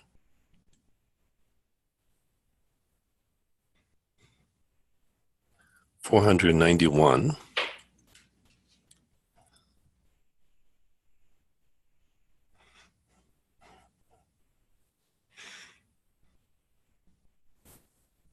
Let's do problem number 4. 6x squared minus 12x less than negative 4. In exercises 1 through 8, write the inequality in standard form. So standard form just means that, like before, the right-hand side of the inequality is 0. So let's add 4 to both sides of my inequality.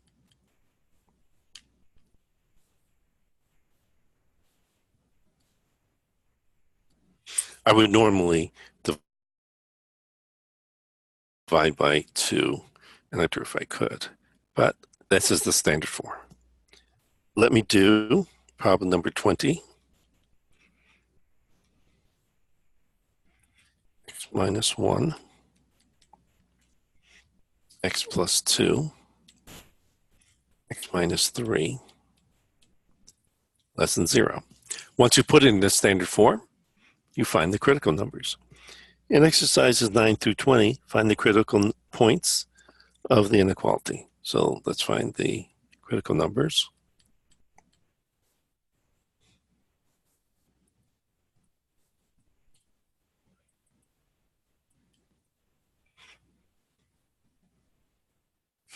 Setting each factor to 0 and solving for x.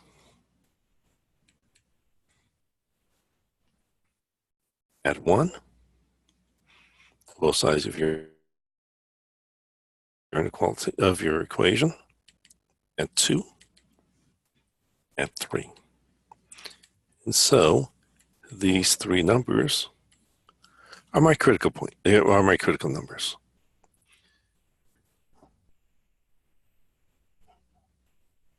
Let me do problem number 32. X squared minus x minus 2 less than or equal to 0. In exercises 30 through 56, solve the inequality and graph the solution. Let me factor x minus 2, x plus 1.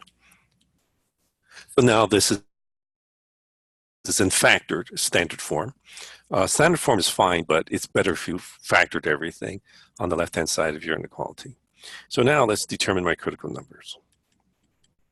As you notice that once I had it in factored form, it was easy to determine critical numbers. Because then all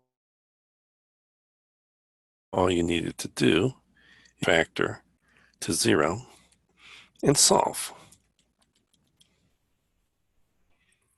X equals 2, x equals -1. The last part that we didn't do yet was draw it on the number line. These critical numbers, partition the number line into 3 pieces, 3 subintervals. Take a number greater than 2, let's say 3. Positive times positive is positive.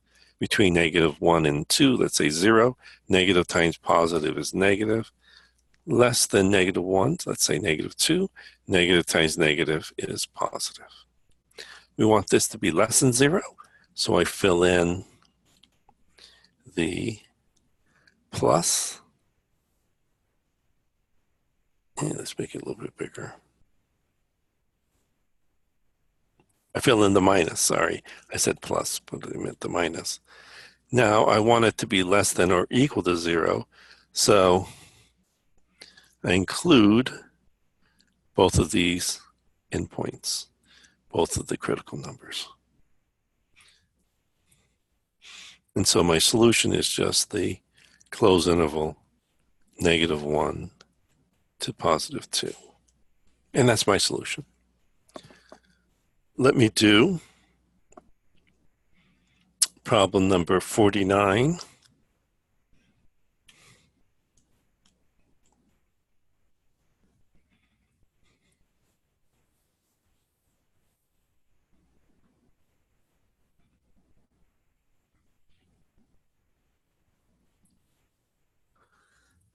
Subtract 4 from both sides of my inequality.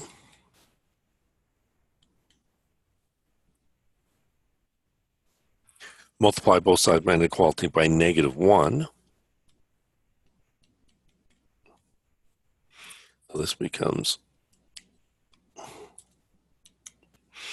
x squared minus 4x plus 4 less than or equal to 0. Factor. Perfect square trinomial. So now I have this in factored standard form. So now let's determine my critical numbers.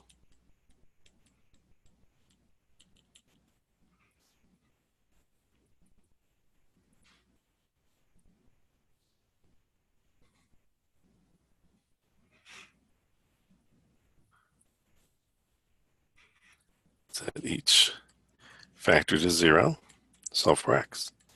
So x is equal to 2. Place that on my number line.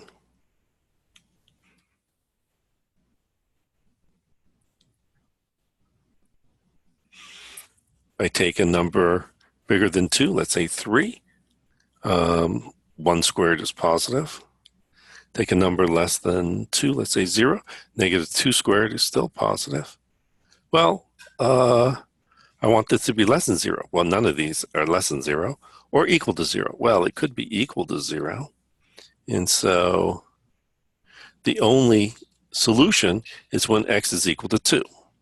So the solution is just the singleton 2. And that's it. And so that finishes off section 11.5. Let me go on to section 11.6.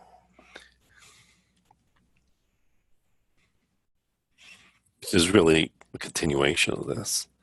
So section 11.6, we're going to be solving rational inequalities.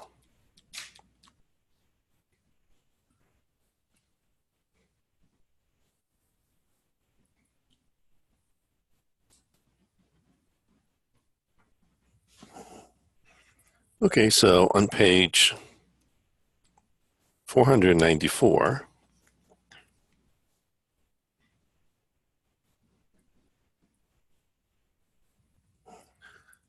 let's do some examples.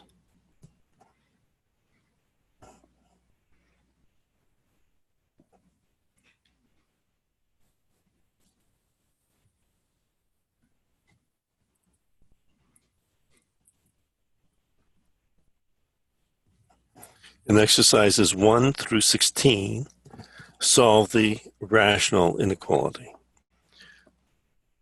So let's do problem number 5. 5x minus 3 over 2x plus 1 greater than or equal to 1. Okay, so first thing is I have to put this in standard form. So I have to subtract 1 from both sides of my inequality. Well, let's get a common denominator. So let's multiply and divide by 2x plus 3. And so I get 5x minus 3 over 2x plus 1, multiplying the negative 1 inside the parentheses, minus 2x minus 3. I want to be greater than or equal to 0. So let's simplify this. 5x minus 2x is 3x. Minus 3 minus 3 is minus 6. We factor out a 3 from the numerator.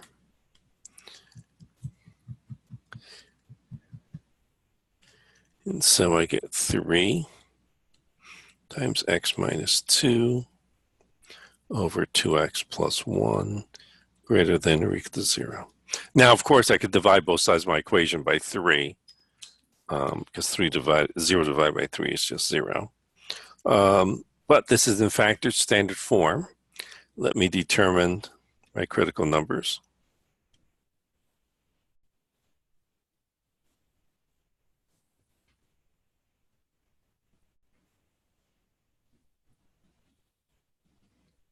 So I'll set the numerator to 0 and the denominator to 0. So I set every factor to 0. Now, of course, 3 equaling 0 is impossible. So I can't set that to 0 because 3 is never equal to 0. Add 2 to both sides of your equation. Subtract 1. Divide by 2. Let me place each of these on my number line.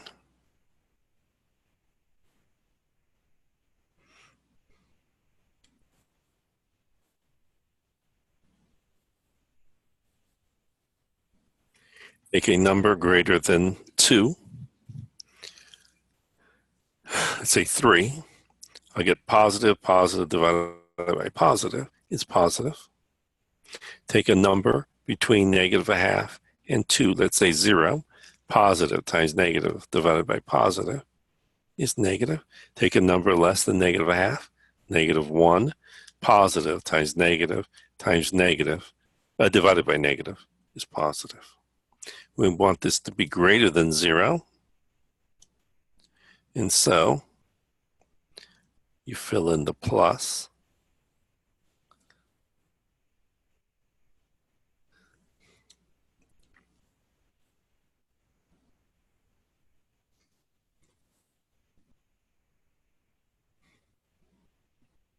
I want this to be greater than or equal to 0. You'll fill in each of the critical numbers bound by setting the numerator to 0. You'll never fill in the critical number found by setting this denominator to 0 because you don't want to divide by 0. So you'll leave the negative 1/2 open, but you'll close the positive 2. And so your answer is the union of an open interval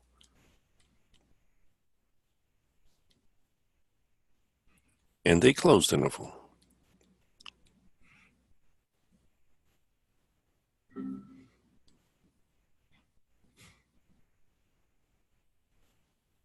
And that's your answer. Let me do problem number 16.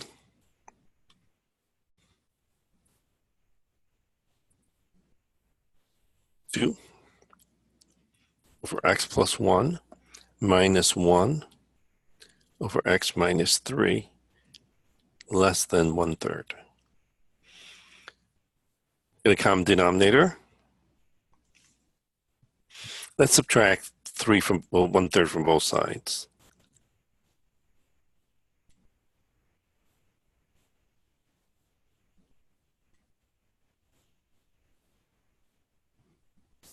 Get a common denominator. So 3 times x minus 3 times x plus 1 is a common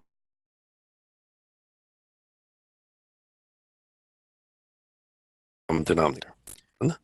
Because I already have an x minus 3.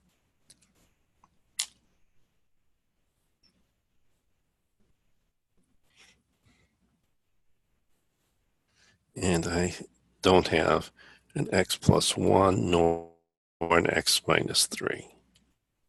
Actually, let me save a little bit of space. So I have an x plus 1. Let me multiply that out. So I get x squared plus x minus 3x is minus 2x minus 3. Okay. So now let me multiply the 6 inside the parentheses, the negative 3 inside the parentheses, the negative 1 inside the parentheses. So I have a common denominator of 3, x plus 1, x minus 3. Multiplying the 6 inside the parentheses, I get 6x minus 18. Multiplying the negative 3 inside the parentheses, get negative 3x minus 3. Multiplying the negative 1 inside the parentheses, I get negative x squared plus 2x plus 3. Combine like terms.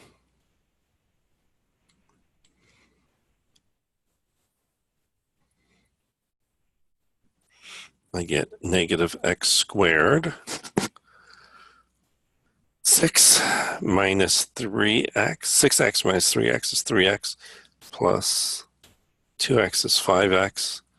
The 3's cancel, so you get minus 18.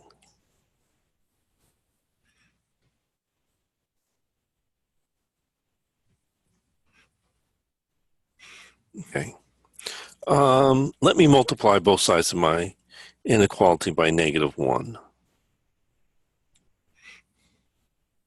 So I get x squared minus 5x plus 18 over 3x plus 1 x minus 3. Of course, you could have multiplied the 3 out here in the denominator, because that's not going to make any difference. So now I have it in factored standard form. So let me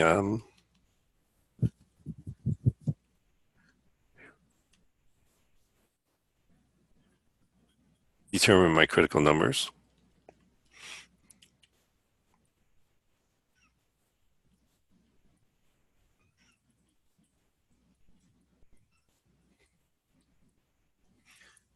set everything here to 0 and solve for x.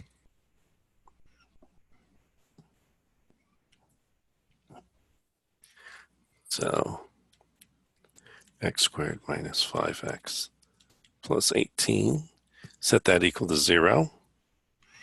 I'll set the 3 to 0, well, that's a contradiction. Do that.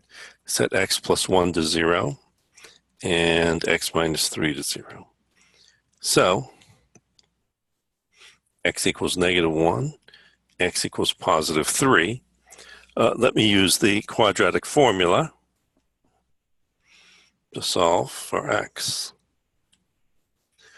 Negative b, I'll write it this way, negative b plus or minus the square root of b squared minus 4ac all over 2a. So x equals negative b plus or minus the square root of b squared minus 4ac all over 2a. So 5 plus or minus the square root of 25 minus 72 over 2. So x is equal to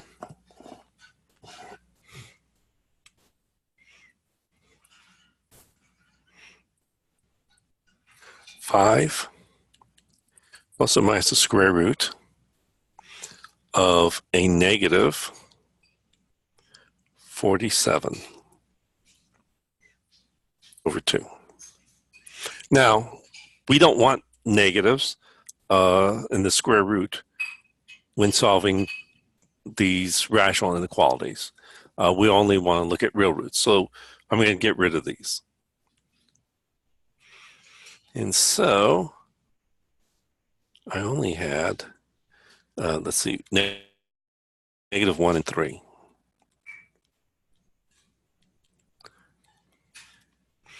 Okay, so pick a number, plug in 0, so you get positive, positive, negative. So you get a negative. Pick a number greater than 3, 1,000, positive, positive, positive. And so this is going to be positive. Take a number less than 1, negative 100. So positive, positive, negative, negative. So that's going to be positive. Okay, so I want that this is what? Greater than 0. So I will. Now I forgot. What do I fill in? It said what? Greater than 0. Okay, greater than 0. So I fill in where it says plus. Okay, so let me do that.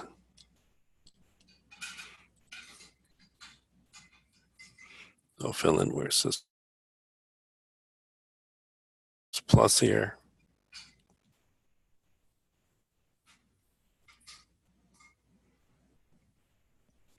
So my solution is the union of the open intervals negative infinity to negative 1 and 3 to infinity.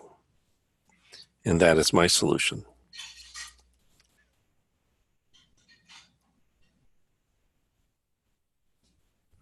Okay, so that finishes off chapter 10. Oh, chapter 11. We did chapter 12, so let me look at chapter 13.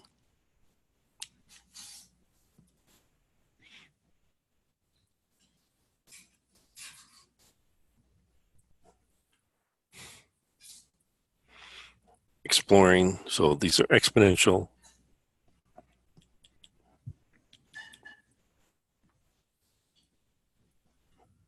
and logarithmic functions. Exponential and logarithms.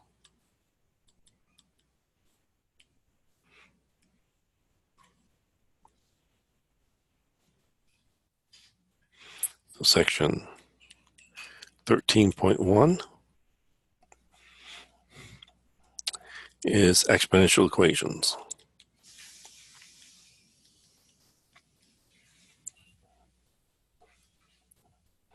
Exponential functions and their properties, in particular graphs. So let's recall our functions.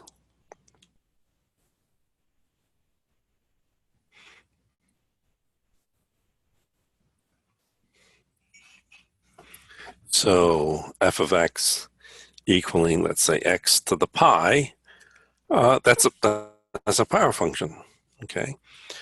You have a base, and in your base it's some variable, and you have, for your exponent, some constant. Well, let's look at a exponential function.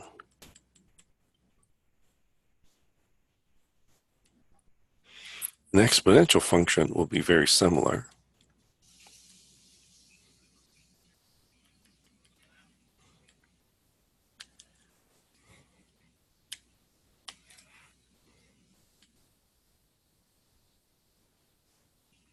In this case, the base is some fixed number. Your variable will be the exponent. So the only difference between a power function and an exponential function is the location of the variable. So the variable, if the variable is in the base, it's a power function. If the variable is in the exponent, it's an exponential function.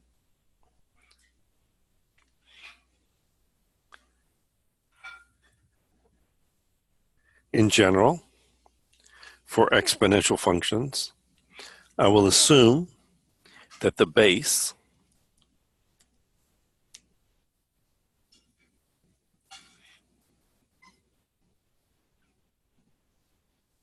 is greater than 0, so that I don't involve, well, I don't want the base to be less than 0, because then it would involve complex numbers, and I don't want that at this moment. And I don't want the base to equal 0, or, well, it'd be trivial. It'd always just be equal to 0, except if the exponent was 0. And I don't want the base to be 1, because again, then the function would always just be 1. So let's assume that the base is greater than 0 and not equal to 1. And this is my exponential function. And the graph of it will look something like this.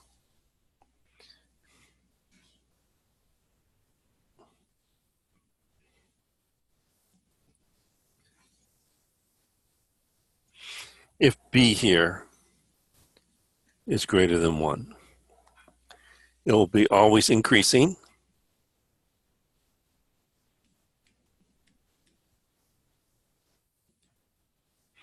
As you read the graph proceeding from left to right, it'll be increasing.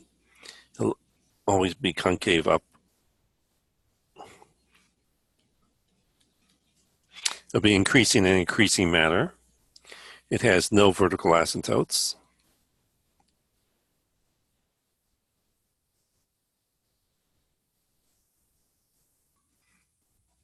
The horizontal asymptote is just the line y equals 0.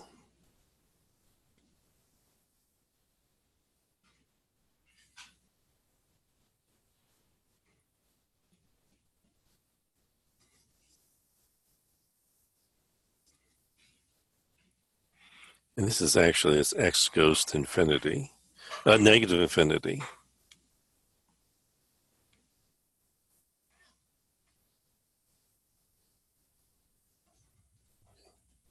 It has no x-intercepts. It approaches but never actually touches the x-axis. And it has a y-intercept.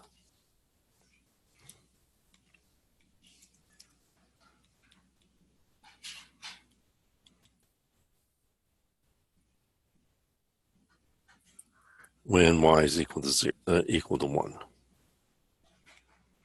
Okay. If the base is a fraction, it looks very similar.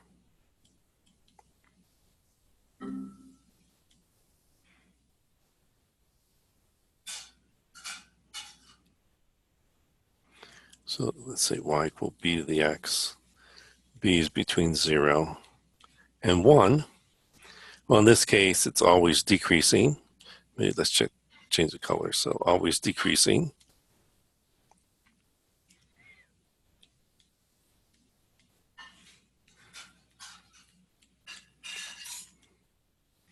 And this concave upward still.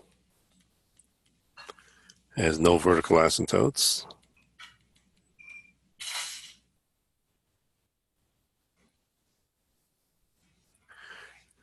Y equaling 0 is the horizontal asymptote.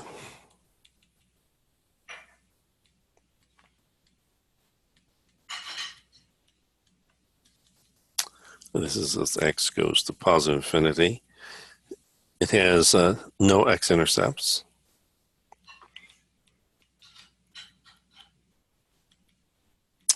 And the y-intercept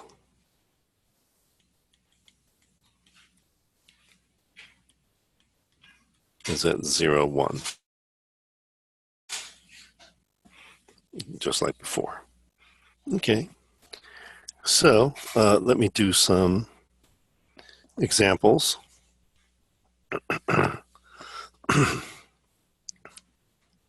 On page 543.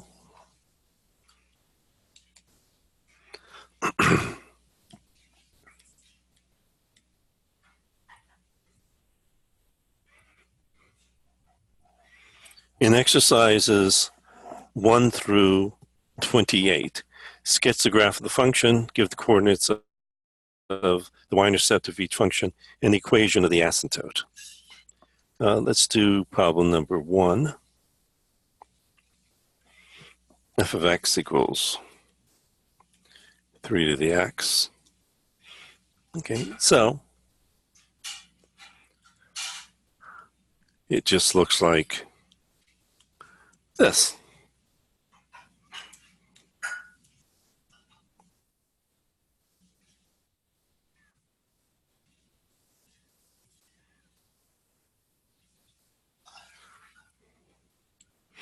It actually grows even faster than that.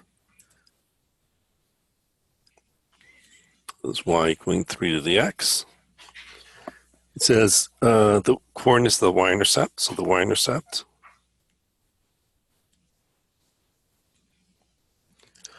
well, let's do it this way. To find the y-intercept, you set x equal to 0. Solve for y. Well, 3 to the 0 is 1. And so the y-intercept is at 0, 1.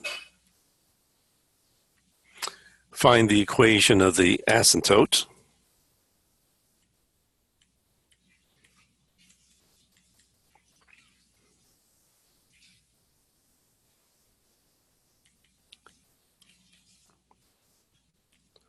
Well, as x goes to negative infinity, you have 3 to a very, very negative number. 3 to the negative 10 is tiny. 3 to the negative 1,000 is even tinier.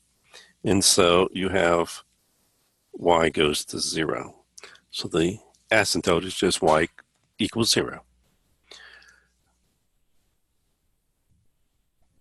Let me do problem number 20.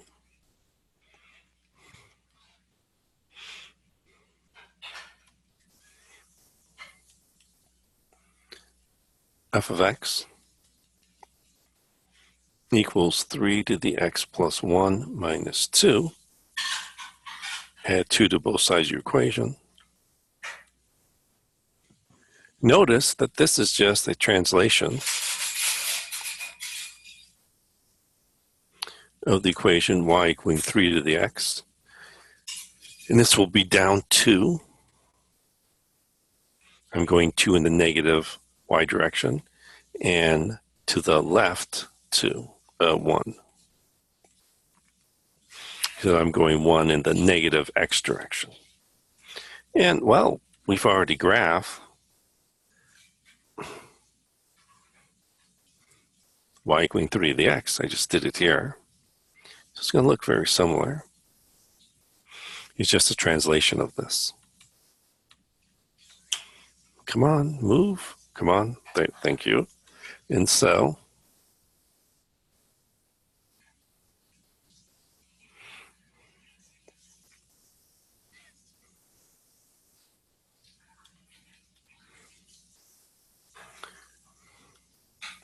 the graph of y equaling 3 to the x looks something like this. Of course, that's 1 there. Now let's go down.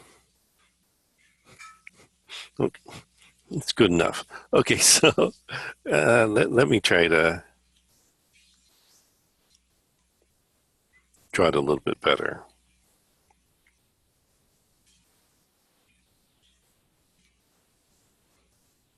Okay, so let's draw this a little bit better.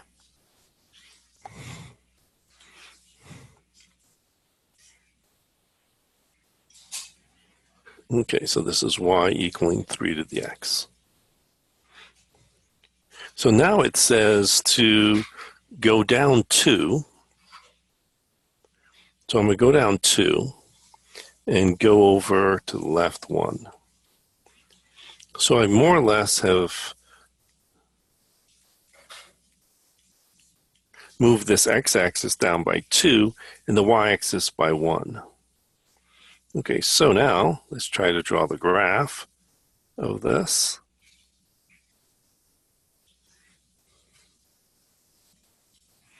So this is the graph of y equaling 3 to the x plus 1 minus 2. Okay, so now what you notice here is that the asymptote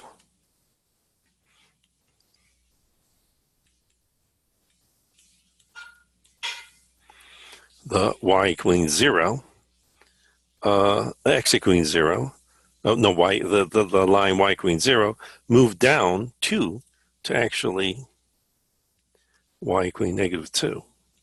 So the asymptote is y equaling negative 2. Let's find the y-intercept.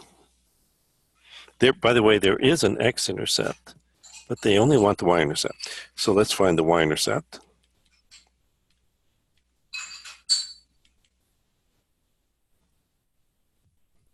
I can find the y-intercept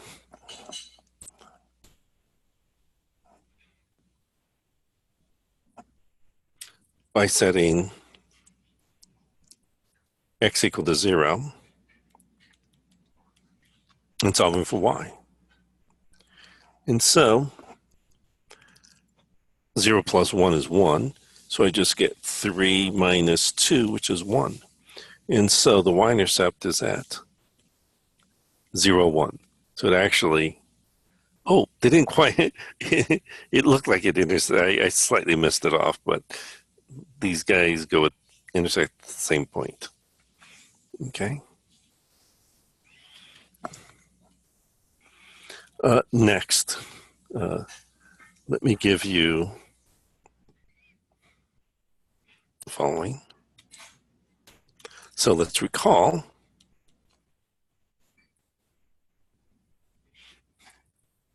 one, this symbol stands for a number. 5, that symbol stands for a number.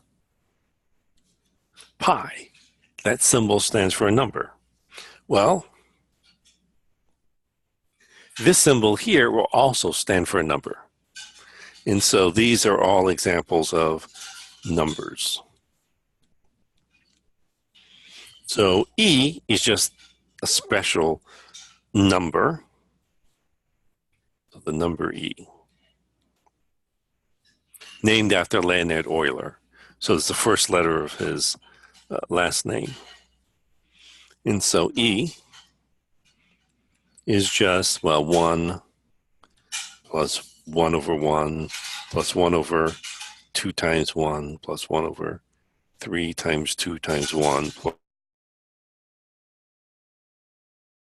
plus, keep doing that. All those, you get the number e. Similarly, 1 plus 1 over x to the x. As x goes to infinity, as x gets very large, will give me the number e. Or, similarly, 1 plus x to the 1 over x. As x gets closer and closer to 0, gives me the number e. Or, another way of thinking about this,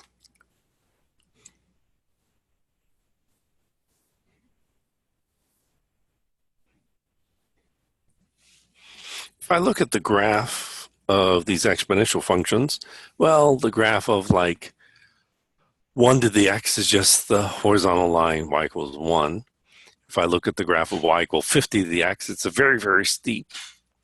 And, as the base keeps getting larger, it keeps getting steeper and steeper, so that there is one value that has the following.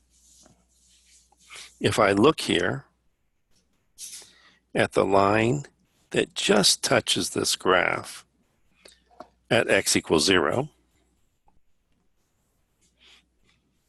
this is the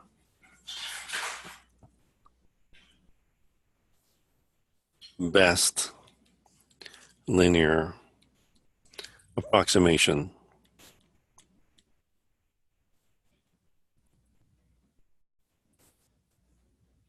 for the curve.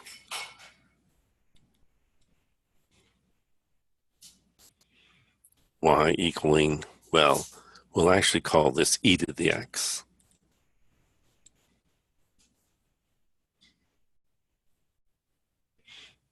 When x equals 0. This would be called the tangent line for this curve at x equals 0.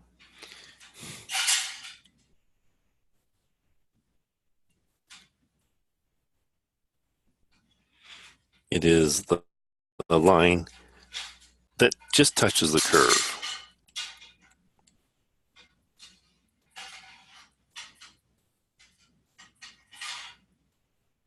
at x equals 0. So it's called the tangent line. And so E is that number.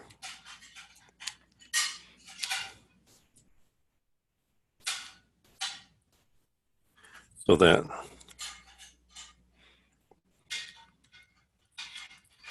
tangent line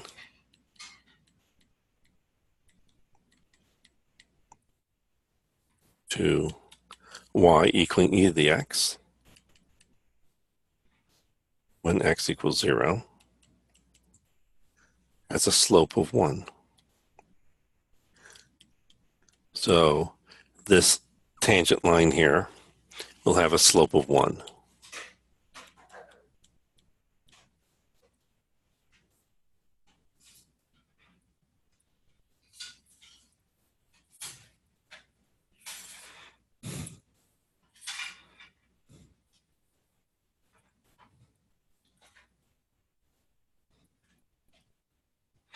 So if the slope of that tangent line is 1, then the base for this exponential function will be e. Or another way of thinking about this is, well, it's just a number.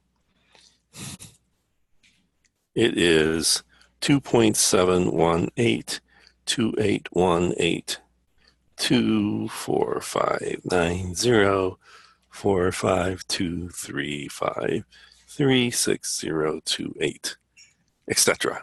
It's just a number, and it's irrational, so it's never going to end. Okay, so let me do another problem. let's say, problem number 24. F of x equals e to the 2x. So it says to graph this. Well, e is greater than 2, so e is greater than 1, and e squared is greater than 5, so it's certainly greater than 1, and so the graph of it will look like this function here.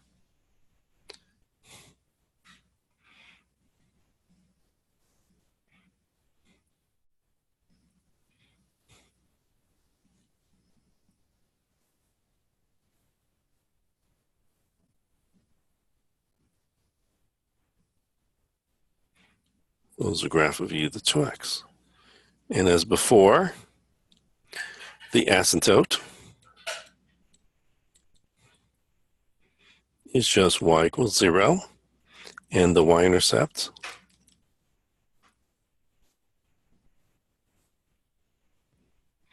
is when x is 0 and y is 1. Okay, so that really finishes off section 13.1. Let me go on to section 13.2.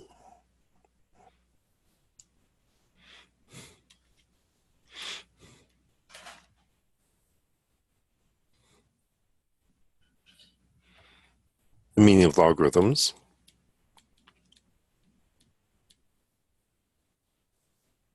Or I just say logarithms. This is the introduction to logarithms.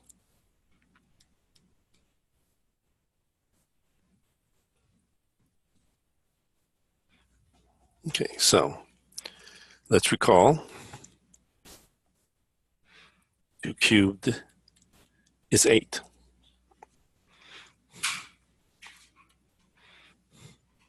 So the log base 2 of 8 is 3.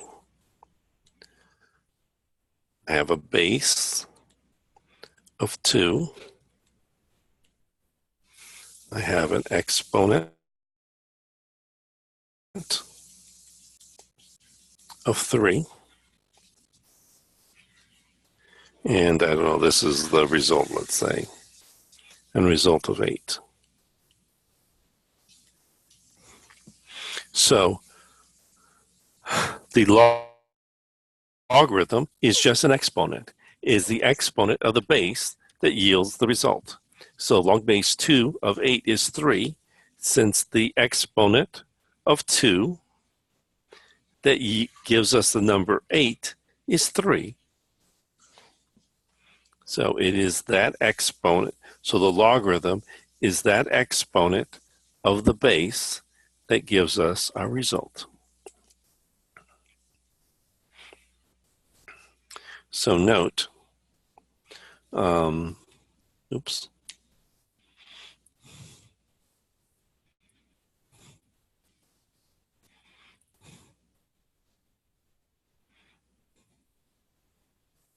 The exponential function, I'm going to assume here that b is greater than 0 and not equal to 1. This is injective.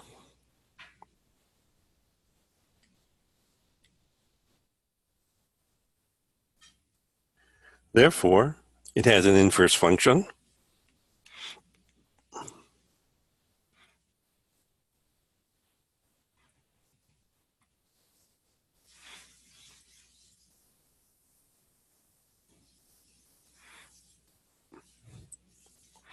And we're going to denote that inverse function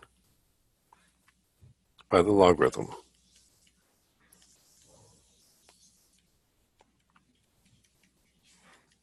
It's a log base b.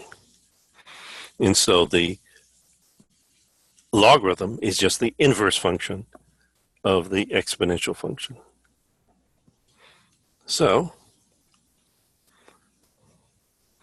knowing how to graph inverse functions, we have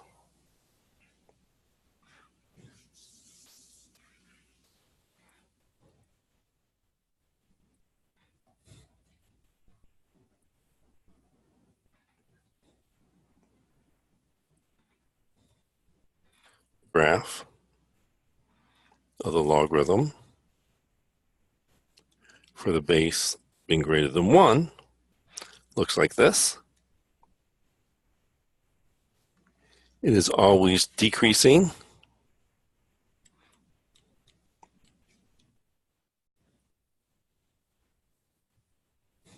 concave downward.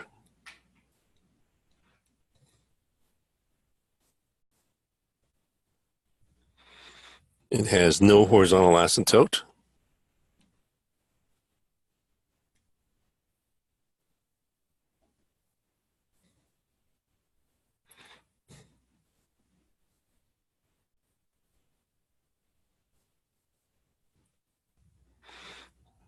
It has a vertical asymptote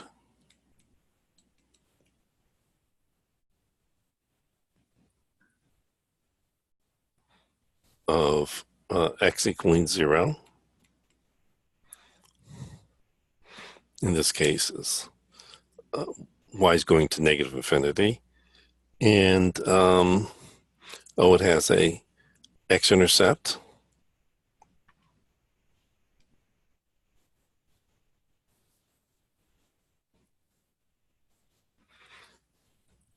at 1, 0, and has no y-intercept.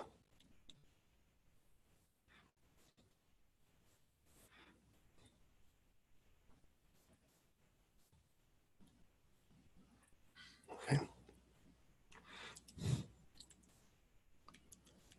If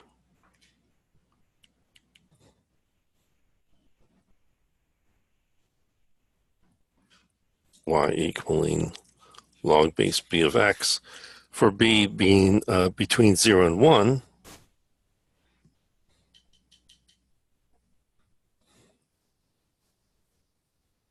it looked like this.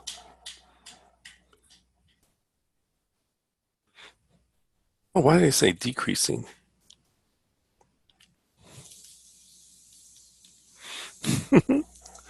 Okay.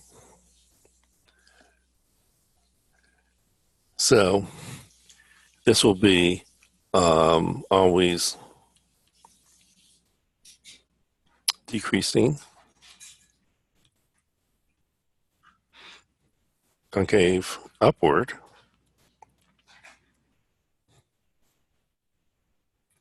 No horizontal asymptotes.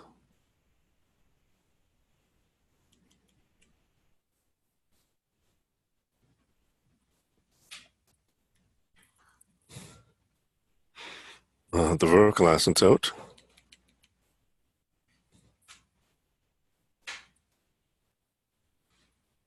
is x equals 0. It has a x-intercept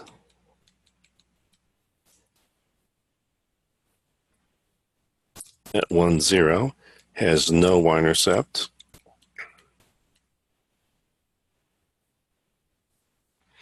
Okay, good. Notation.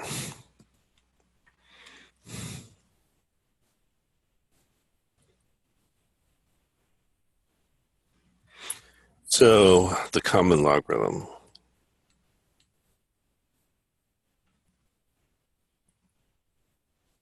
When Napier first invented logarithms, he was doing this for calculations of celestial objects. So he was doing everything base 10. So if you just see log without any subscript, is understood to be base 10, the natural logarithm.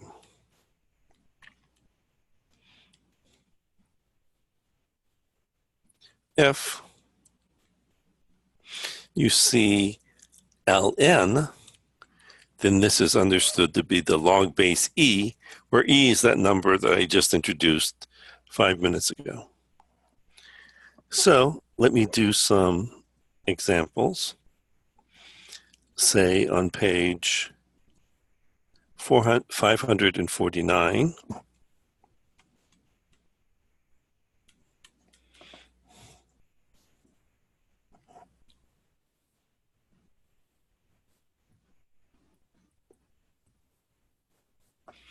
And so page 549, let's do problem number 4. Log base 381 equals 4. In exercises 1 through 20, rewrite the logarithmic statement as an exponential statement. Okay, so let me do that. The base is 3, the exponent is 4, and the result is 81. And that is your answer. Let me do problem number 12. Log base 27 of 3 equals 1/3. So the base is 27. Come on, thank you. The base is 27. The exponent is 1/3, and the result is 3. Now, usually you would write this as a cube root. And that is your answer. Okay. Let me do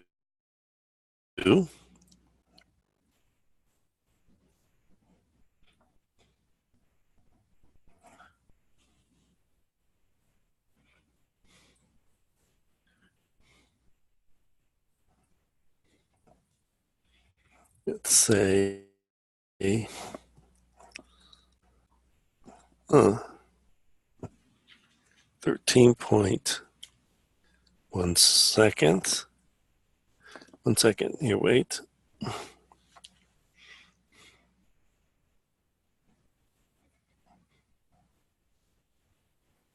Where did I put it? Oh, here it is.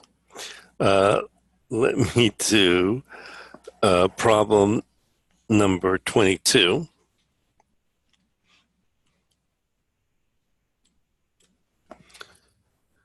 Four squared equals 16. In exercises 21 through 35, rewrite the exponential statement as a logarithmic statement. And so the base is 4, the result is 16, and the exponent is 2. So the log base 4 of 16 is 2. Let me do problem number 35. Fourth root of 16 is 2. So let me write the fourth root as an exponent of 1/4. And so I have that this is the same as the log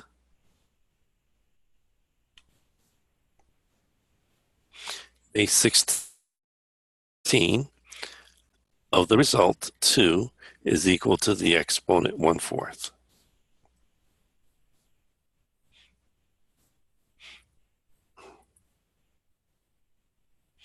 And that is your answer. Let me do problem number 50.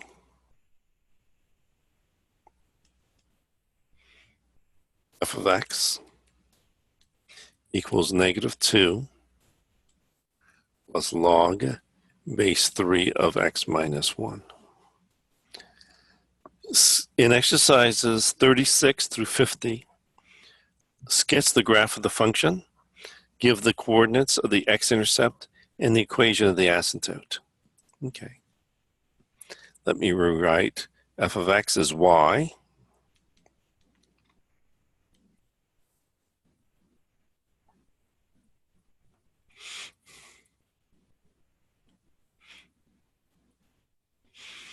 Okay, so Add 2 to both sides of your equation.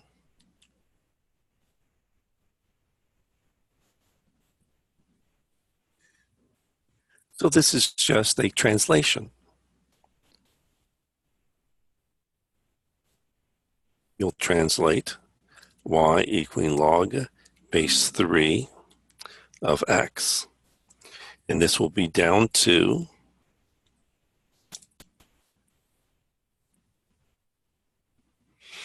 and to the right 1.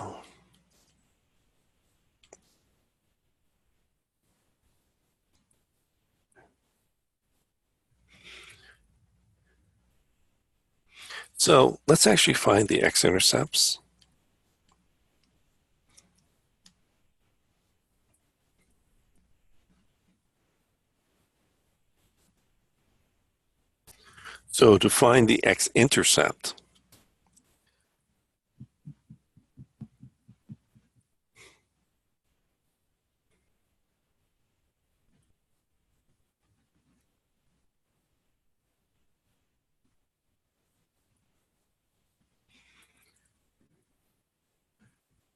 So to find the x-intercept, you set y equal to 0 and solve for x.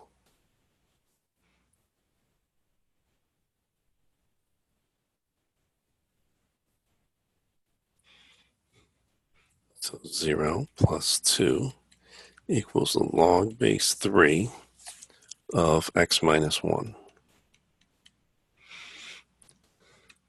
So log base 3 of x minus 1 is 2. Let me rewrite this. And so the base is 3,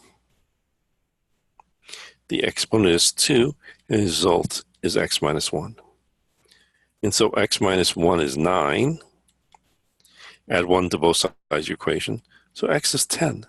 So therefore, the intercept is 10, 0. The x-intercept is 10, 0.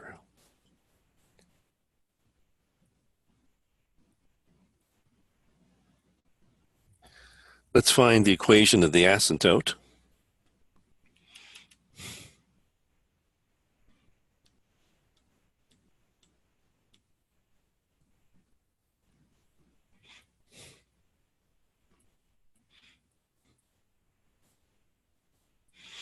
And so to find the equation of the asymptote, I just set what's inside of the logarithm equal to 0 and solve for x.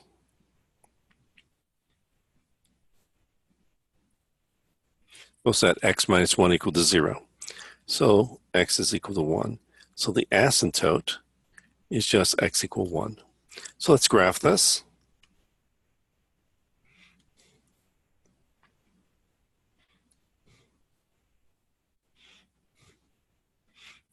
And, well, I'll do the best I can.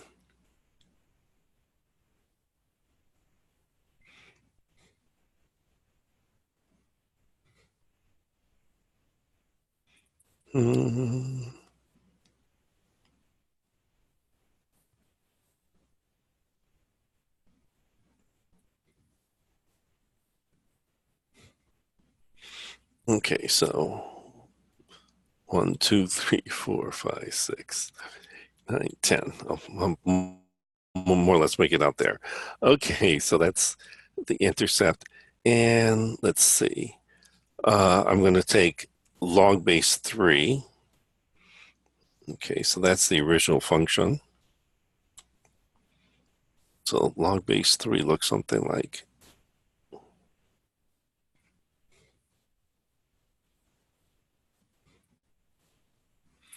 and I want to go down 2 and to the right 1.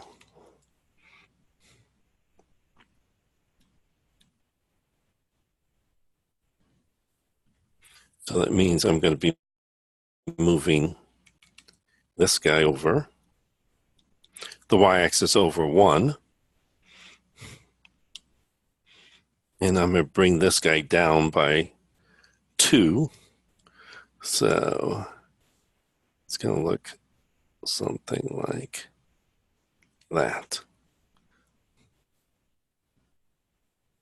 So this is a graph of y equaling -2. I better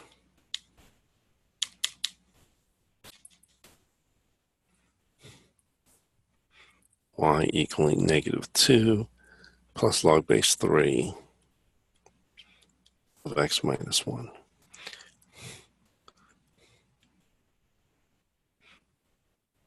So this is what the graph looks like, something like this.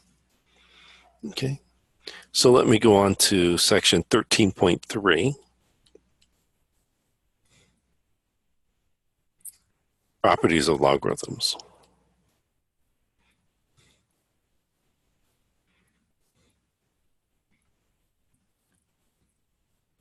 These are really just laws of exponents, but written in a slightly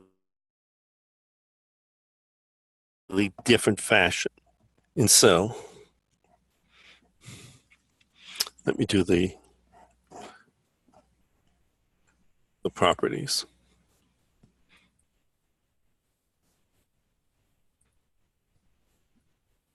Of logarithms.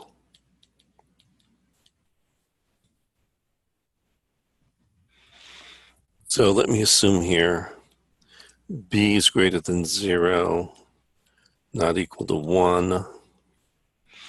A is greater than 0, not equal to 1. So that I have two bases to work with. And let's say that m is greater than 0, n is greater than 0. So I can evaluate at some places. So the log of a product, the log base b of m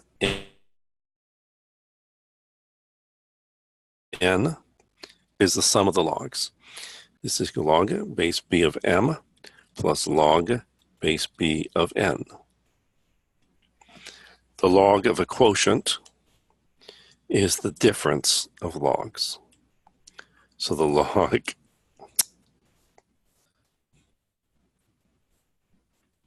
base b of m divided by n is the log base b of m minus the log base b of n.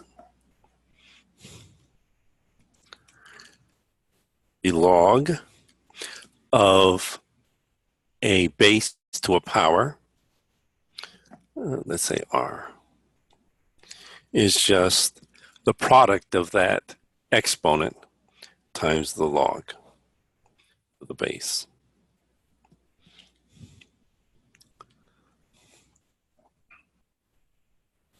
The y-intercept was always 1, so the log base b of 1 is 0.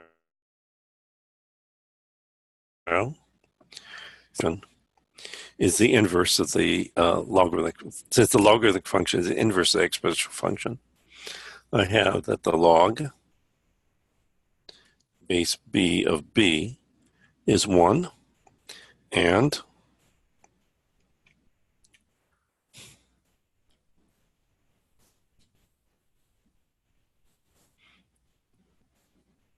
the log base b of b to the x is just x.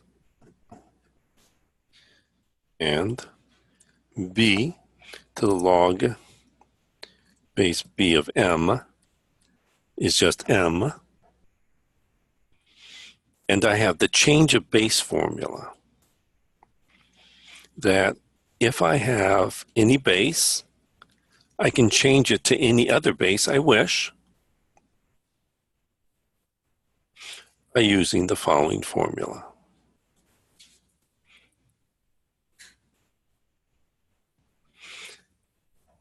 So this is called the change of base formula.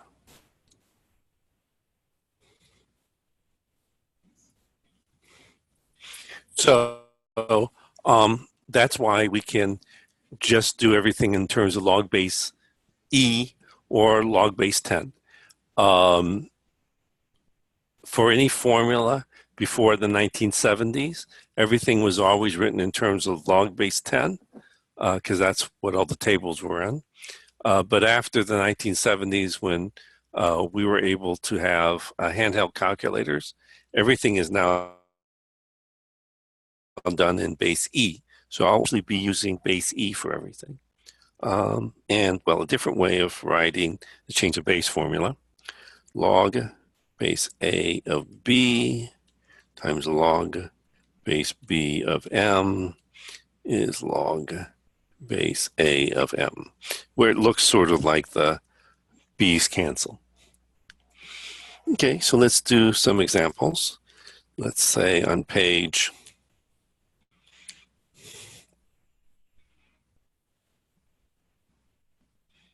572. Let's do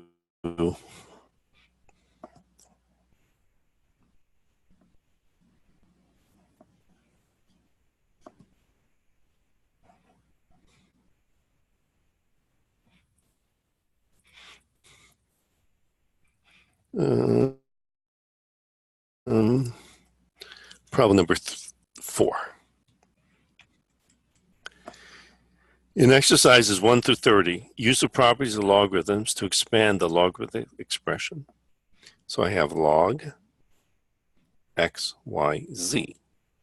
So just using the first property, the log of the product is the sum of the logs. So log x plus log y plus log z. And that is your answer. Okay.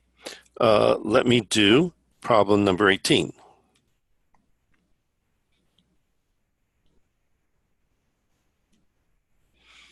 Log of a squared b over cd. And so this is just, well, since a squared is the numerator, we put a plus. Since I have an exponent of 2 just in front of the a, I'll bring the 2 out in front of the log of a, plus, because b is in the numerator, log b, minus, because c is in the denominator, log c, minus, because d is in the denominator, log d. And that is your answer.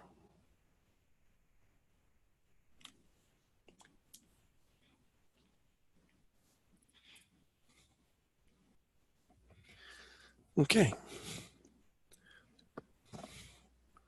Let me do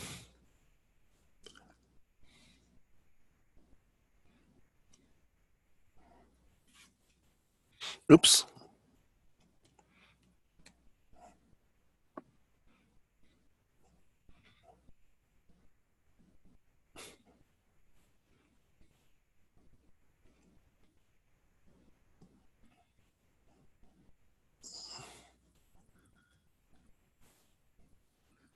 Let me do problem number 34.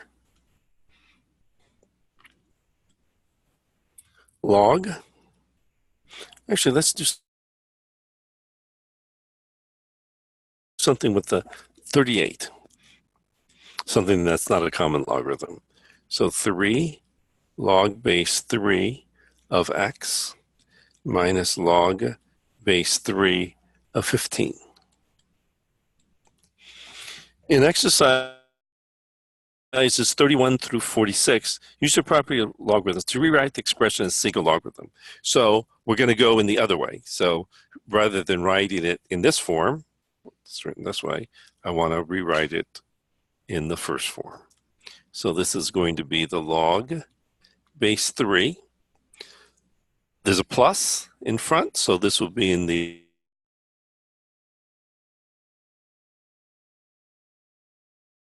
numerator. I have a minus, and so the 15 will become my denominator. And that is your answer.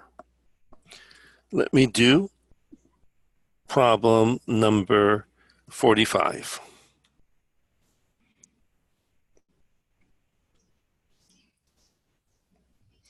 4 ln 3x plus 5 minus 2 ln x minus 1/3 ln 2x plus 3. So this is going to be a natural logarithm. I have a plus in front of the 4, so I'll write 3x plus 5 in the numerator, and I'll raise this to the power 4. I have a negative in front of the 2 ln x, so I'll put the x in the denominator with the exponent of 2. I have a negative in front of this 1/3 ln 2x plus 3. So I'll put the 2x plus 3 in the denominator, and I'll raise it to the power of 1/3, which is the same as a cube root. And that is your answer. Okay, let me go on to section 13.4.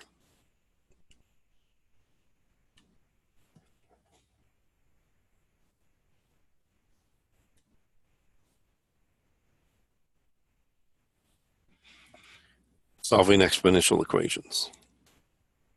Or I'll just say exponential equations.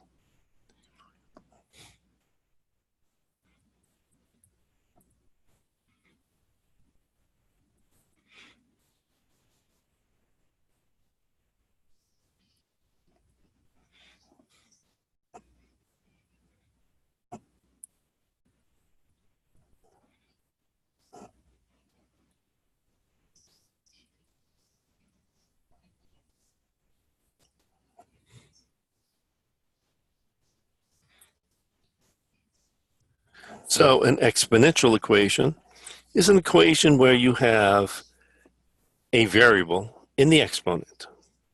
So let's do on page 558.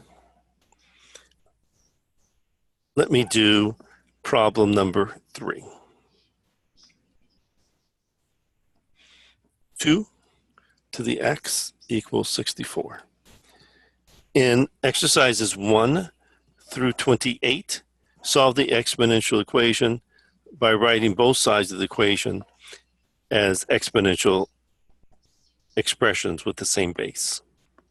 Okay, so 64 is 2 to the power 6. Since the exponential function is injective, the bases are the same and they're equal, then the exponents must be equal. So therefore, x is equal to 6. Let me do problem number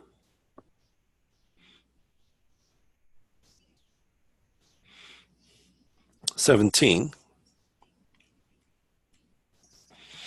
25 to the x equals 1 over 125.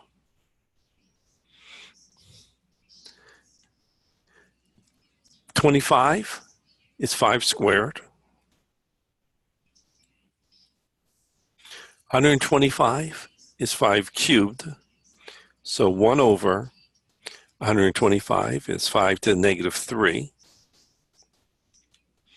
And so, by the laws of exponents, 5 to the 2x equals 5 to the negative 3. Since the exponential function is injective, since the bases are equal and these quantities are equal, then the exponents must be equal. Divide both sides of your equation by 2. So x is equal to negative 3/2. Okay. Let me do problem number 32. 6x equals 9. Unfortunately, in this case, there is no common base. And so I have to do something else. In exercises 29 through 48, solve the exponential equation using logarithms. And so I'm going to take the natural log of both sides of my equation. Now, I could use any logarithm I wish, but since the 1970s, we always use the natural logarithm. Bring down the x out in front. Divide both sides of your equation by ln 6. And that is your answer.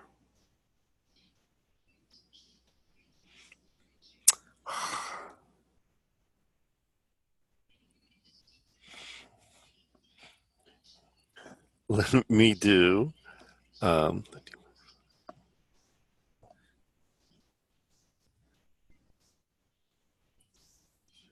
come on.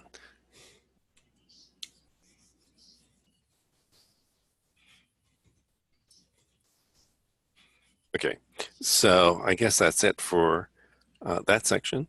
Let me go on to section 13.5.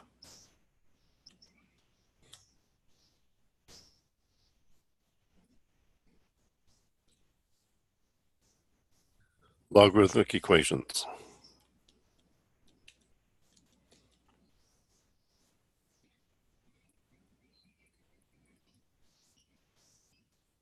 The way you always solve equations is by taking inverse functions of both sides of your equation till you get to something that you know how to solve.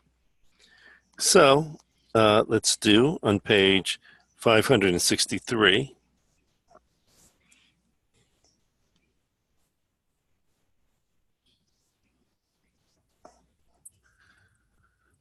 Problem number 4. Log base 3 of x is equal to -2. In exercises 1 through 32, solve the logarithmic equation. Begin by rewriting the logarithmic equation as an exponential equation. So the way we solved exponential equations is that we rewrote them as logarithmic equations. The way we solve logarithmic equations is that we rewrite them as exponential equations. So let's do that. So the base is 3, exponent is -2, result is x. 3 squared is 9. Well, I have a negative exponent, so let's take the reciprocal. And 3 squared is 9. So x is 1 over 9.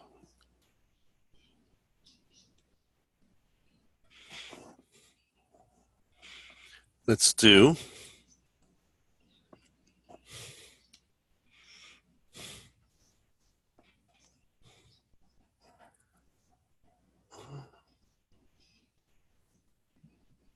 problem number 19.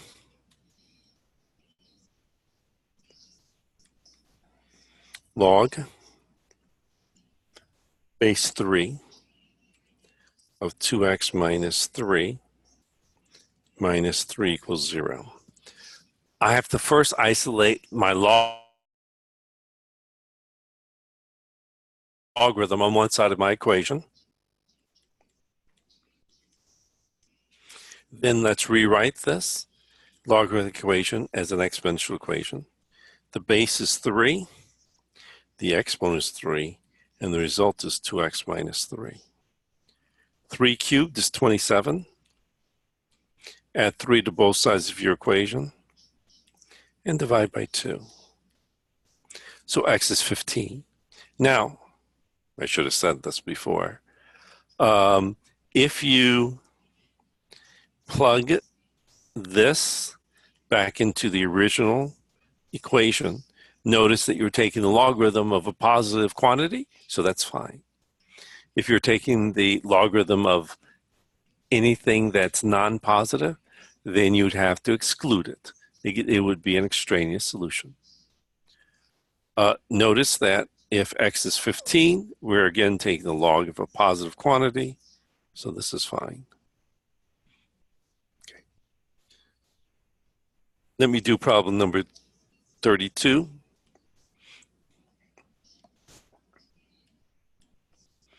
Log base x plus 3 of 16 equals 4. So the base is x plus 3, the exponent is 4, and the result is 16. Therefore, x plus 3 is equal to, let's do it by the square root property. X plus 3 squared is plus or minus the square root of 16.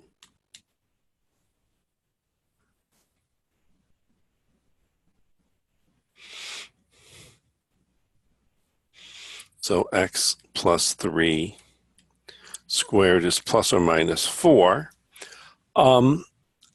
If I took a square root, if something squared was equal to a negative 4, then I'd have a complex solution, and I don't want complex solutions.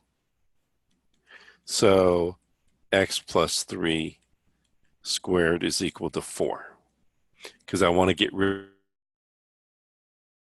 of the complex solutions. Square root property, x plus 3 is plus or minus the square root of 4. 2. Subtract 3 from both sides.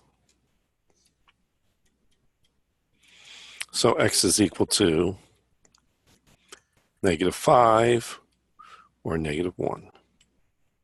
Oh, if you plug in negative 5, uh-oh.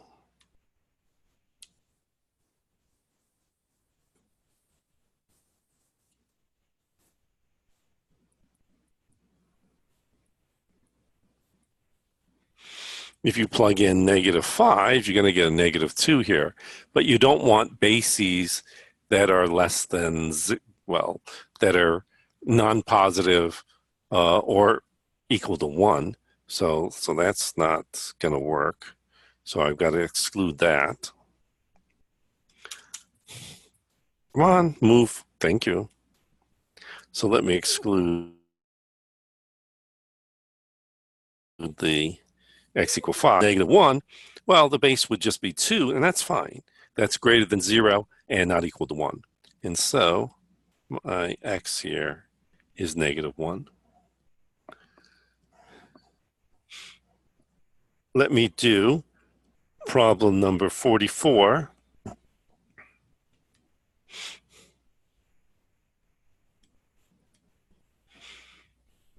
Log base 6 of x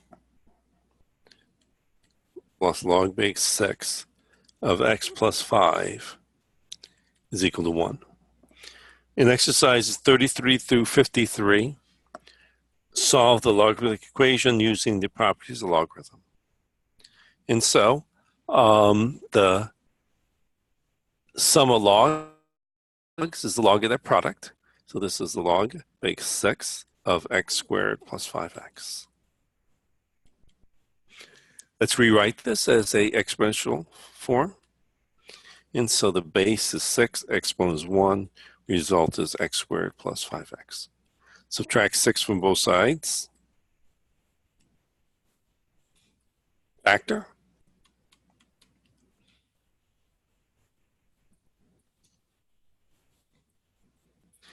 Set each factor to 0 and solve for x. Subtract 6, add 1. Now, if you plug in negative 6, you're taking the log of a negative number. Don't want. If you plug in 1, log of 1 is fine. 1 plus 5 is 6, that's fine. And so your answer is x is equal to 1. Okay. Let me do problem number 53.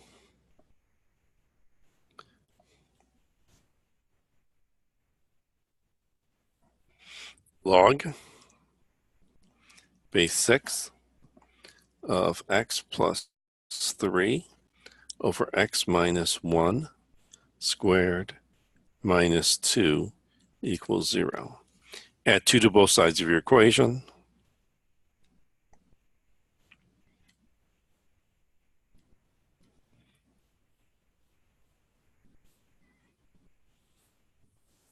Note the following, that if you brought down the 2 out in front of this logarithm, in this case that would be wrong, because then, well, it would be wrong unless you put an absolute value here. So unless you put an absolute value here and then solve the equation with that absolute value, you would be wrong. So let's just write it from here. The base is 6, exponent is 2, result is x plus 3 over x minus 1 squared. And so I have x plus 3 over x minus 1 squared is 36. By the square root property, I have x plus 3 over x minus 1 is plus or minus the square root of 36, 6. So x plus 3 over x minus 1 is 6. X plus 3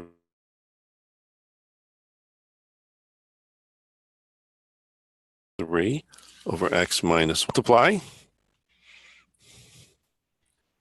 Come on. Come on, move, come on. Okay, and so x plus 3 is equal to 6x minus 6. Subtract, add 6 to both sides of your equation. Subtract x, divide by 5. Cross multiply.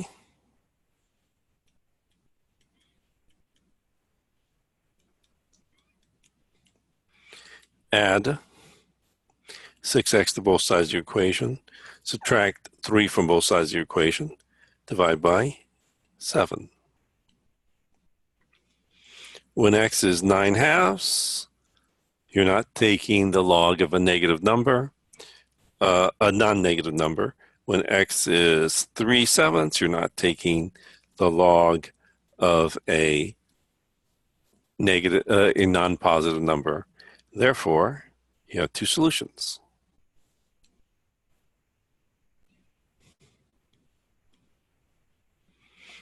Okay. Let me do problem number 58.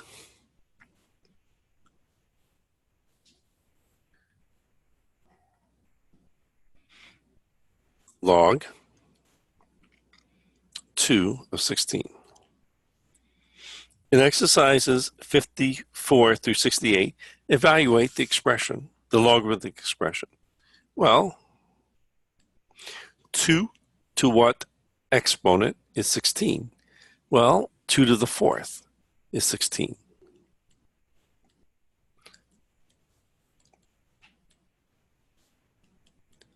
Therefore, the log base 2 of 16 is 4. Let me do problem number 65.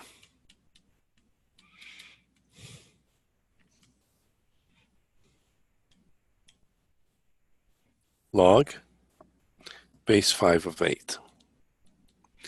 In this case, well, you can't really evaluate this with your calculator because you don't have base 5.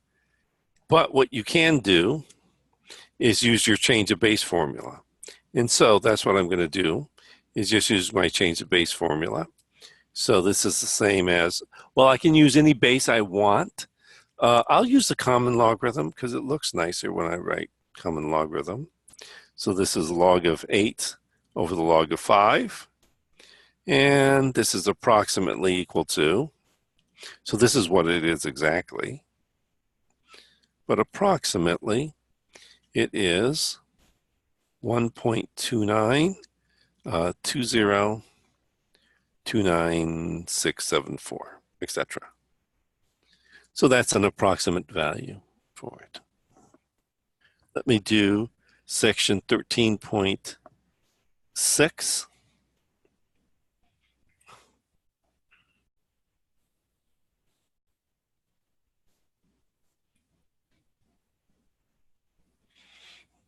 Applications.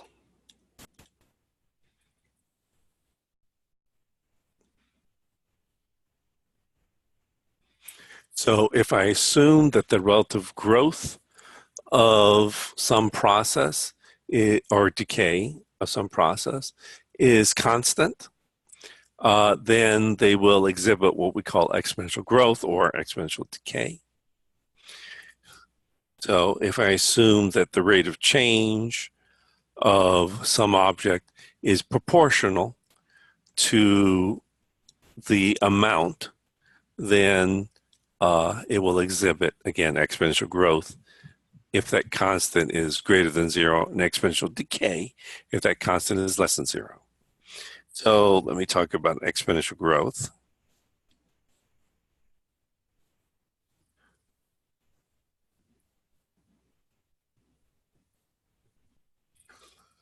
So a object that exhibits exponential growth will have the following form. A0 times e to the kt, where e is that number named after Euler, 2.7, etc. A is the amount, a sub 0 is the initial amount, k is the growth constant, and t is time. So examples of things that exhibit exponential growth, any animal growth, such as like bacteria. So initially, growths of populations of animals exhibit exponential growth. Money is, if you have interest, it exhibits exponential growth. So let me give you simple interest.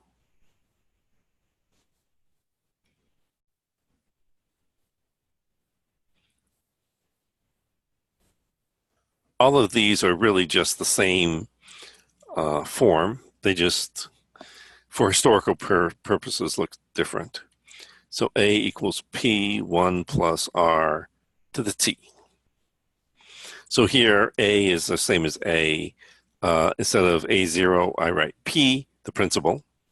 Instead of e to the k, I write 1 plus R. So P is the principal, R is the interest rate, T is the time, and A is the amount. Assuming that you do not touch the principal, and you let it, and there's a constant interest rate. Compound interest formula.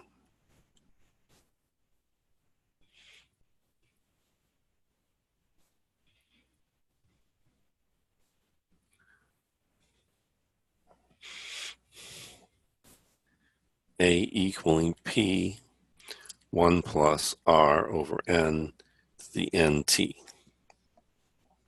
Again, P is the principal, R is the interest rate per annum, let's say. T is the number of years, so I'm doing this per annum, and N is the number of compound periods per annum.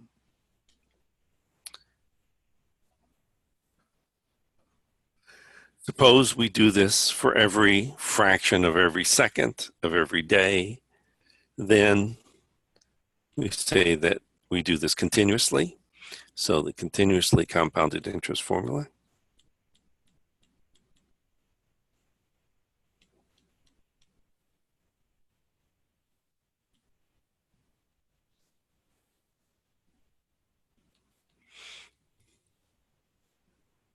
Okay, so it's just A, E, the P, RT.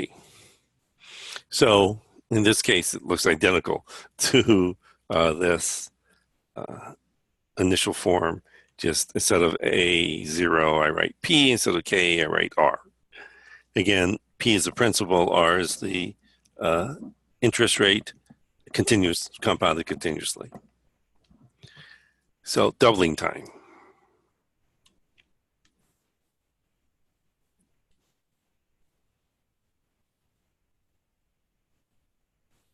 Doubling time is the amount of time it takes until it doubles. So suppose you have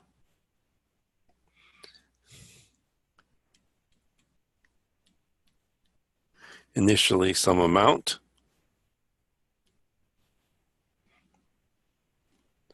and then after a certain amount of time, it doubles in size.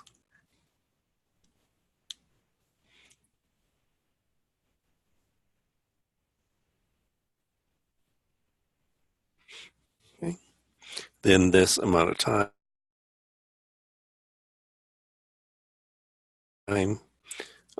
is, and it's just equal to ln of 2 over k. Exponential decay.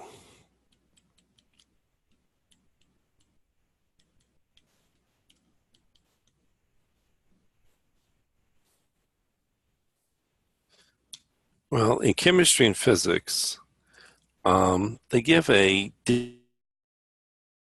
different constant. And so I'll give you the constant that they give. So A is equal to A0 e to the minus lambda t. So for some strange reason, physicists and chemists, instead of writing K for exponential decay, they write it as minus lambda t, where lambda here is called the decay constant and soon to be greater than 0. So things that exhibit exponential decay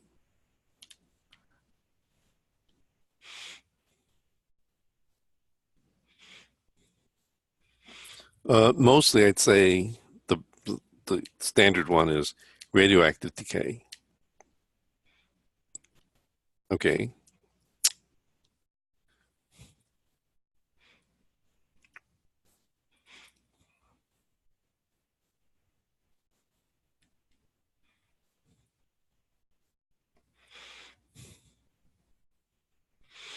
So instead of having doubling time, we have something called half-life.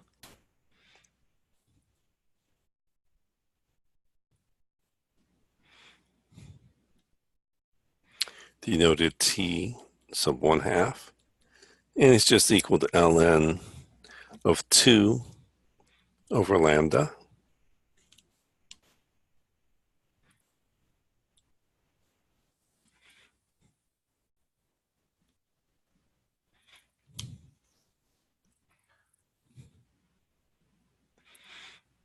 This is T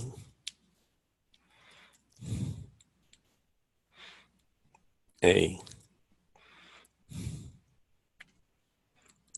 Say that this is A equaling A0 e to the minus lambda t. And so the amount of time it takes for to have half of what you initially started with is called a half-life.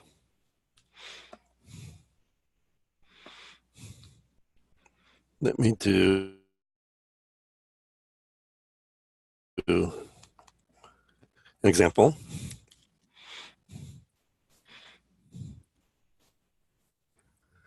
So let's say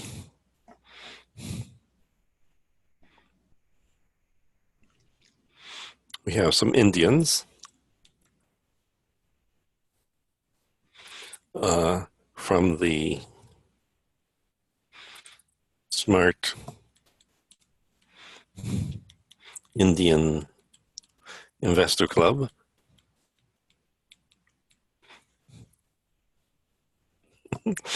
And suppose that they are hunting on some island, and they come upon some Dutch person who wants to have them sell the island that they're hunting on. So they're going to sell Manhattan for 12 guilders, so for $40 to this Dutchman. And this was around 450 years ago. Okay, so being in the Smart Indian Investor Club, they invest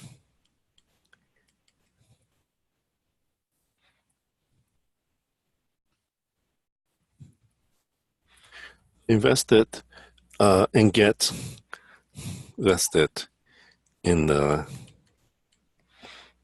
Indian Trading Company,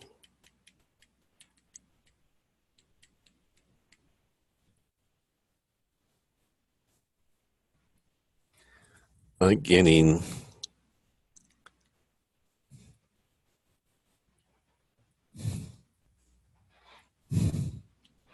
10.5% interest per annum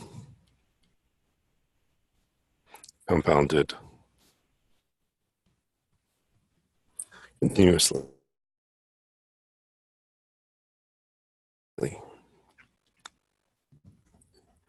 How much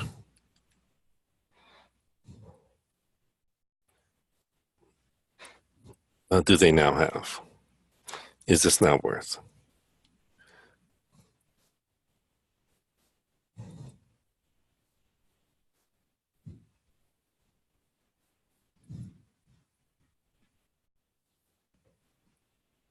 Okay, so 10.5% per annum is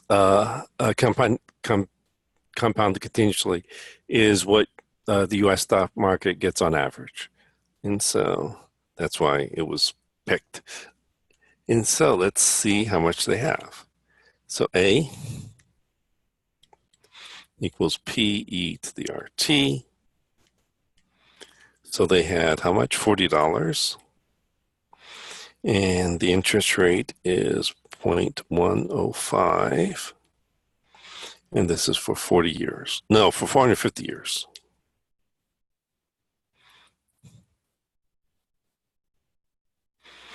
Okay. So you put that into your calculator.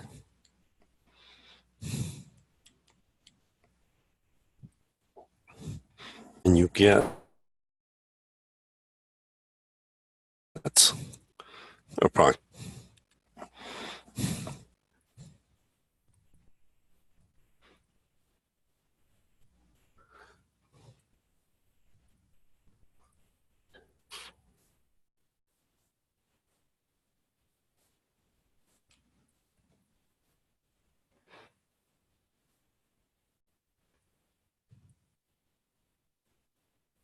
dollars.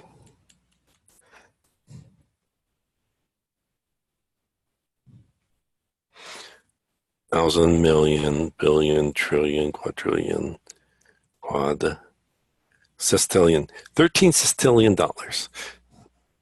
So that's a lot. Okay, so let me do another example. Oh, and this is on page.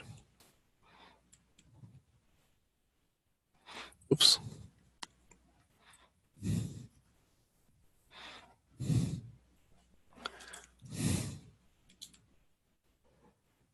$567.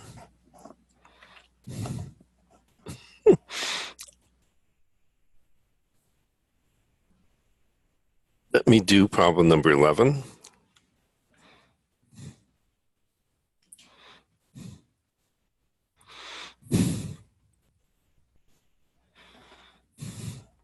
If an investment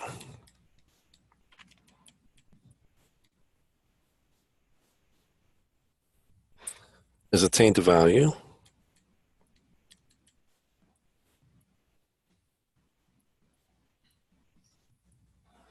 of $20,312 after 5 years of continuously compounded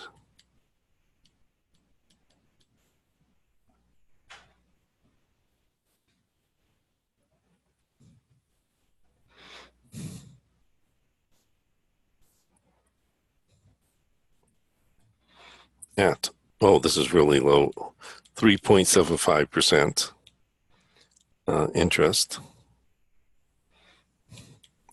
What was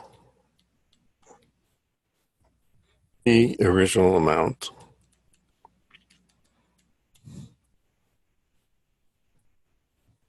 of the investment?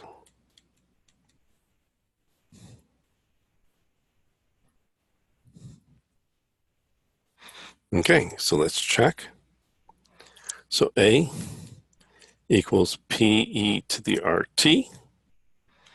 So we currently have $20,312. Our interest was 3.75% interest for 5 years. Okay, so let's do that.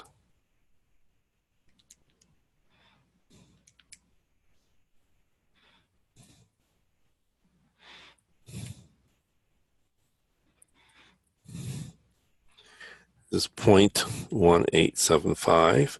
And so divide both sides of my equation by that.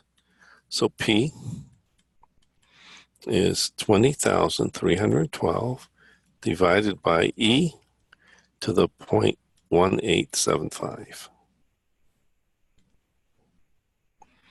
Let's get an approximate dollar value on that.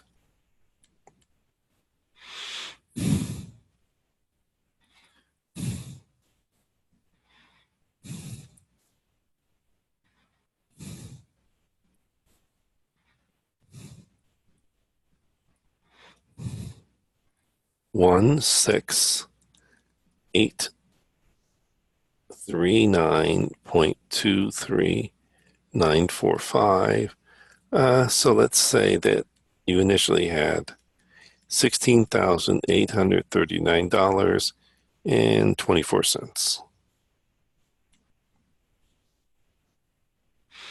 Okay.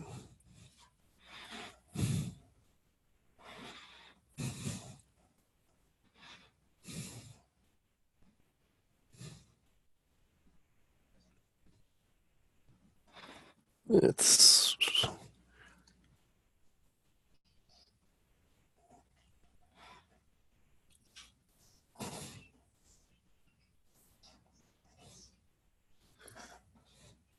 let's do problem 31. It's very hot.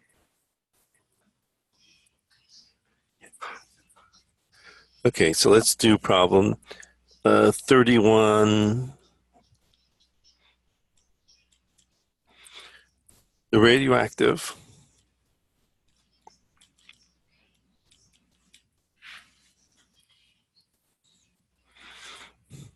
element polonium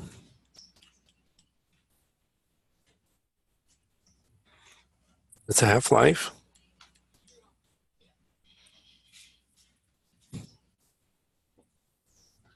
of 140 days. If 15 milligrams of this substance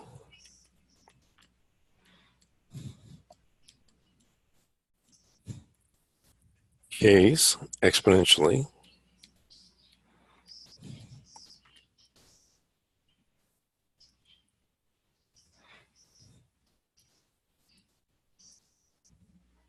find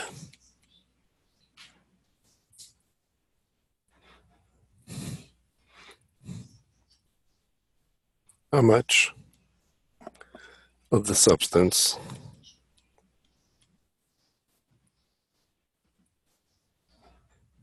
will remain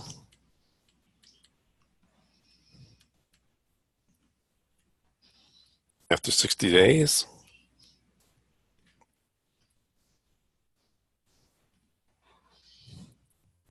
B, how long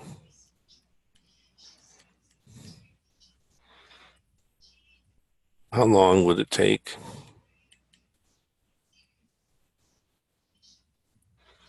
before it becomes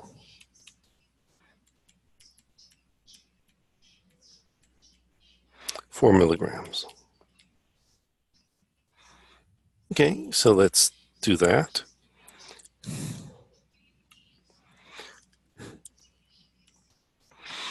So A equals A0 e to the minus lambda t. So you start with what? 15 milligrams. So 15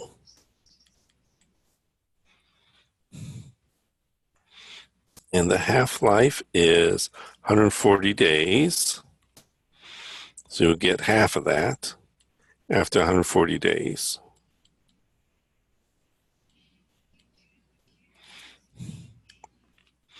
Divide both sides of your equation by 15.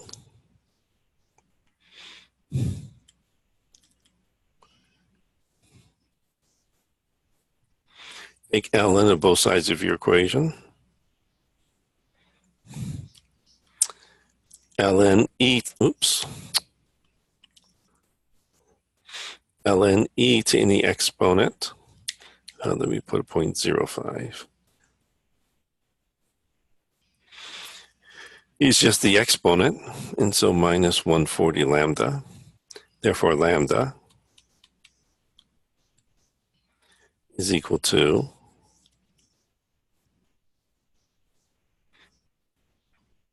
minus ln of 0.5 over 140. Okay, so A equals A0. Well, I'll put what A0 is, 15. E to the minus lambda. The minuses cancel.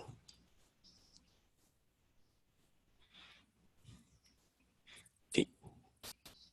So that's the how fast it grows or decays. And A, how much will remain after 60 days? So I'll plug in 60.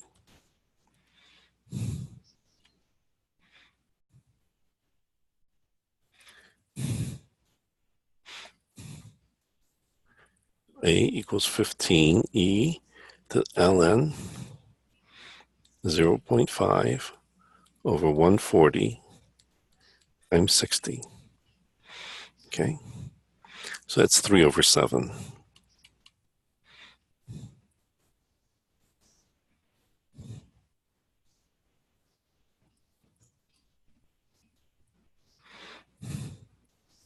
Now, of course, let me approximate this. So let me plug that into my calculator.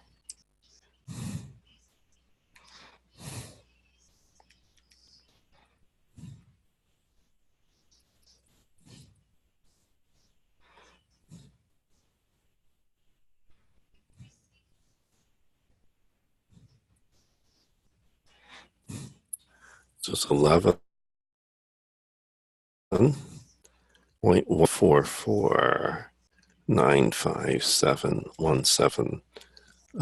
Was it milligrams? What problem is this? 140 days. Milligrams.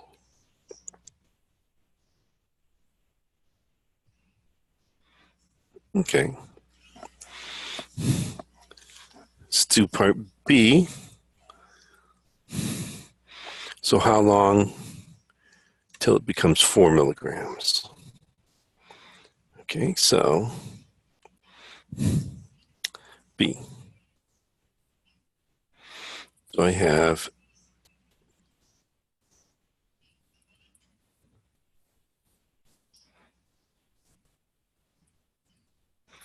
this is 15e to the ln 0.5 over 140 Let's figure out t. Divide both sides of your equation by 15.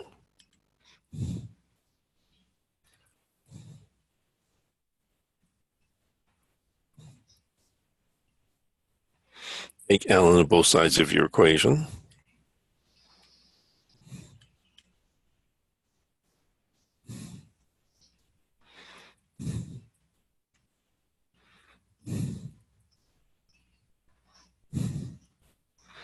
This is ln of 4 over 15. Ln et in the exponent is just the exponent.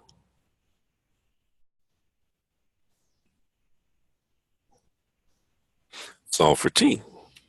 So t equals 140 times ln of 4 over 15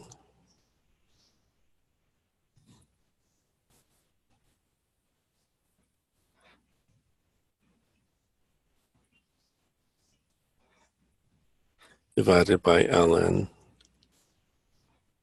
0.5. And that is your answer.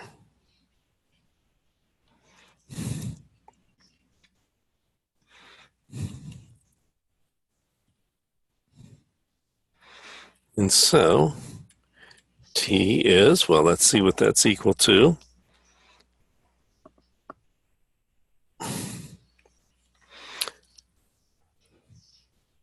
(140) times ln of 4 over 15 divided by ln of 0.5. 226, almost 227 days. 9, oops, I wrote that wrong. 64, 964, 9646834 days. So that's the approximate amount.